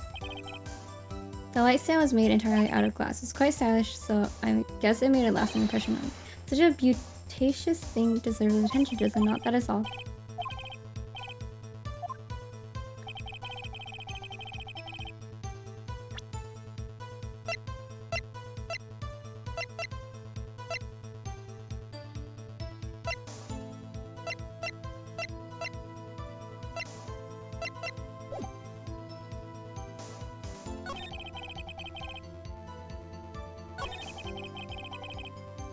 Was his first name Red? Oh, I just misclicked. I'm afraid that's as far as you go, Mr. Wright. The time has come for you to admit your defeat. You fought honorably. Hold on. Mr. Wright, are you giving up? No! No! Thomas. Oh. Phoenix over here. I know that part. It was close. Thomas is close to Red. Never give up, Phoenix. Mia. He's speaking to the dead now. Where am I? The waiting lobby? What happened? Oh, right. I lost the trial. I was hallucinating. Ah, you're finally awake. Got. Hey, Phoenix. Gak, that's no way to greet an old friend. Phoenix, I want you to look at me. She's dead. You're Maya? Didn't you know the Fae woman has strong psychic powers? When you accepted your defeat in court, it appears that was enough of a shock to awaken Maya's true powers. So, Maya is channeling through you? That's right, I am Maya, but I am also Mia. Now, I want you to listen to me, Phoenix. Maya never gave up, and you can't either. That's what I came here to tell you. But we don't have much time, Phoenix. Now listen, you've already won, huh? You have that receipt in the court record, right? Oh yeah, the one you wrote Maya on? Phoenix. White wrote that, not me. So what do I do with it? Look at the front of the receipt. The front? It's a regular receipt. Looks like it's from a famous department store. 1,000. Wow, big spender. Item, glass light stand. Date of purchase, September 4th. September 4th? That's right, Phoenix. I bought the stand the day before I was killed. Whoa, now what did Mr. White say in his testimony? It's the beginning of September, the week before the murder. He said he saw the stand the week before the murder. There you go. I think the court is about to reconvene. Go to it, Phoenix. I know you're innocent now. You just have to prove it. Right.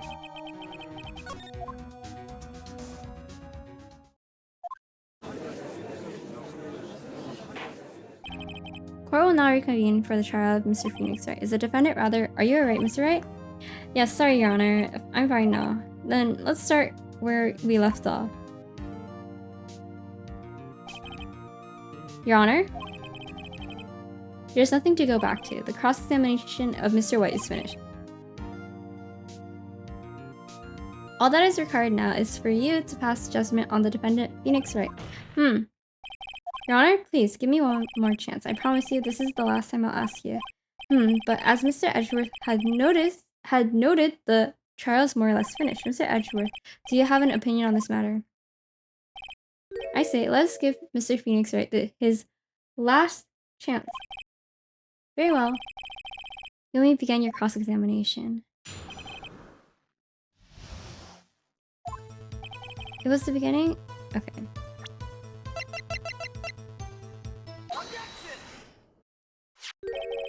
Look closely at this. See the word Maya written in blood? Bahaha, you're grasping. I think not. Look at the other side of the receipt. The other side? Your Honor, would you tell the court what is written on the other side of the receipt? Well, glass light stand and the date of purchase? Why, that's the day before the murder. You see, Mr. White, when you allegedly entered Fae & Co. law office at the beginning of September, the stand could not have been there. Holy moly. Well, Mr. White, you can't get out of this one, can you? No. It's impossible. Uh-oh, he's losing it. Well, Your Honor, I understand there must be quite a bit of pressure on you. But I think you'll agree, you can't judge me guilty under these circumstances. Very well. Then, that is all for the trial of... Objection.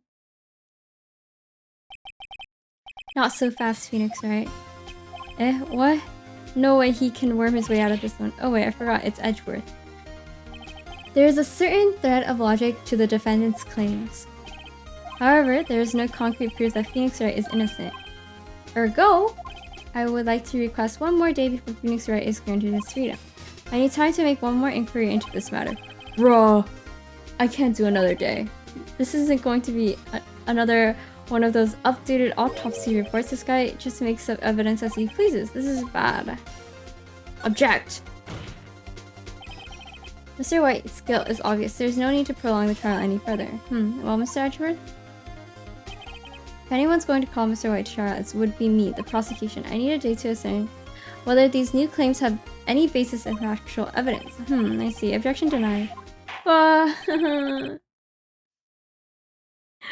The completion of the trial of Mr. Phoenix Wright will be postponed until tomorrow. No, there's no telling what will happen if I can't end this now. Edgeworth is sure to come up with or just make up something. And after Mia showed up to help me and all. Mr. Your Honor, may I go home? Of course. Thank you for your time. Ah, the witness will stay. Mia, Phoenix, read this note out loud. Mia, what's this?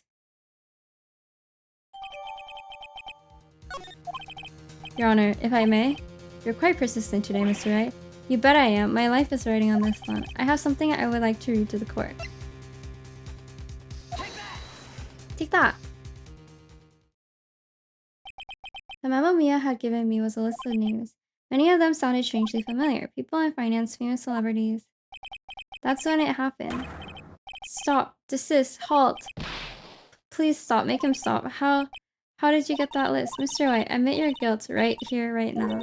Or else this list will be released to the press. I confess. I did it. I hit her. I hit Miss Mia with the thinker. Case closed, Your Honor.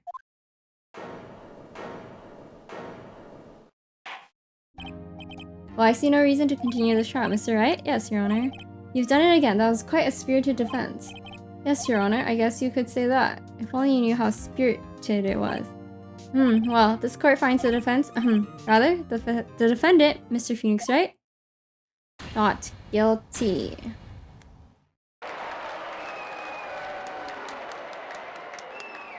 Yay. Boba and movie? Say less? Say less. That is all. The court is adjourned. Yay. September 9th, 2:24 p.m. District Court Defendant Lobby number 1. Well, I never thought I'd be saying this again, but congratulations, you're lucky I was born a Fae. I'm lucky I had both you and Maya on my side. I'm glad you made it. Thank you, Phoenix. You risked a lot to help me and Maya. I won't forget it as long as I live. As long as you live? My time here is running out. Huh? Maya's powers are still weak. I can't stay here that long. What? No, there's so much I still need to say. Don't worry. I'm sure we'll meet again. Chief. Hehe, I'm not the chief anymore. Phoenix, can you come to the office tonight? Say, 9 o'clock? The office? I'll see you later. Chief, Mia. September 9th, 9:02 p.m. Fate and Cold Law offices. Being here, it's hard not to think about that night. You came. Mia, I was kind of worried you might not. Huh? Of course I came. Well then, I'm pretty hungry. How about a burger? Mia? Wahaha. You should see your face. Mia. What are you talking about? It's me, Maya. Maya? What, did I look like my sister? Looks like you were her. I might be able to use that. Oh, Phoenix, go to the store and buy me lunch, would you? Maya, why are you here? Because of this. See, Mia wrote me a letter. Take care of Phoenix for me. Take care of... Huh? She means the office. The office. Someone has to help with the new Right and Co. law offices, right? And who better but me, Maya Faye, reporting for duty. Wait. No. On second thought, let's make this casual. Yo, Nick. Maya here, ready to get down to business. You don't mind me calling you Nick, do you? It's a great Nick. Name! Mia said that's what your friend Larry calls you. Nick? You know what this means? We're partners. You know, when I think about it, it is Maya's fault I'm here now. But if it wasn't for her, I'd probably be in jail. Right in co-law offices. It's got a good ring to it. Yeah. Thanks, Maya. Good luck, Phoenix. I'll always be here watching. Can you believe Drunken's wife got insta-killed? Right. Okay, Nick, let's do it. Huh? Do what? Burgers, dummy. Burgers. There's a great burger joint just down the street. Come on. Time's wasting.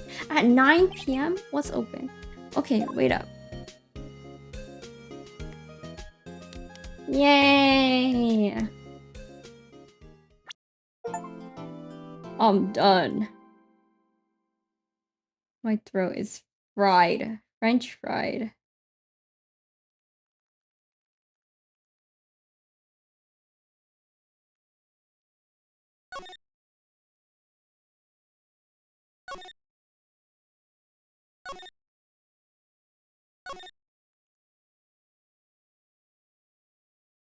Okay. Very memorable? Okay. If you say so.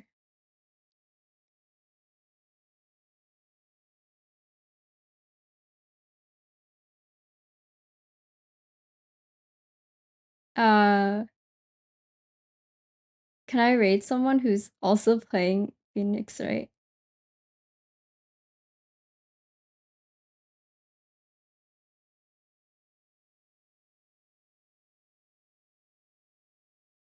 Okay. Out of 10, what do you give it so far? 7.5.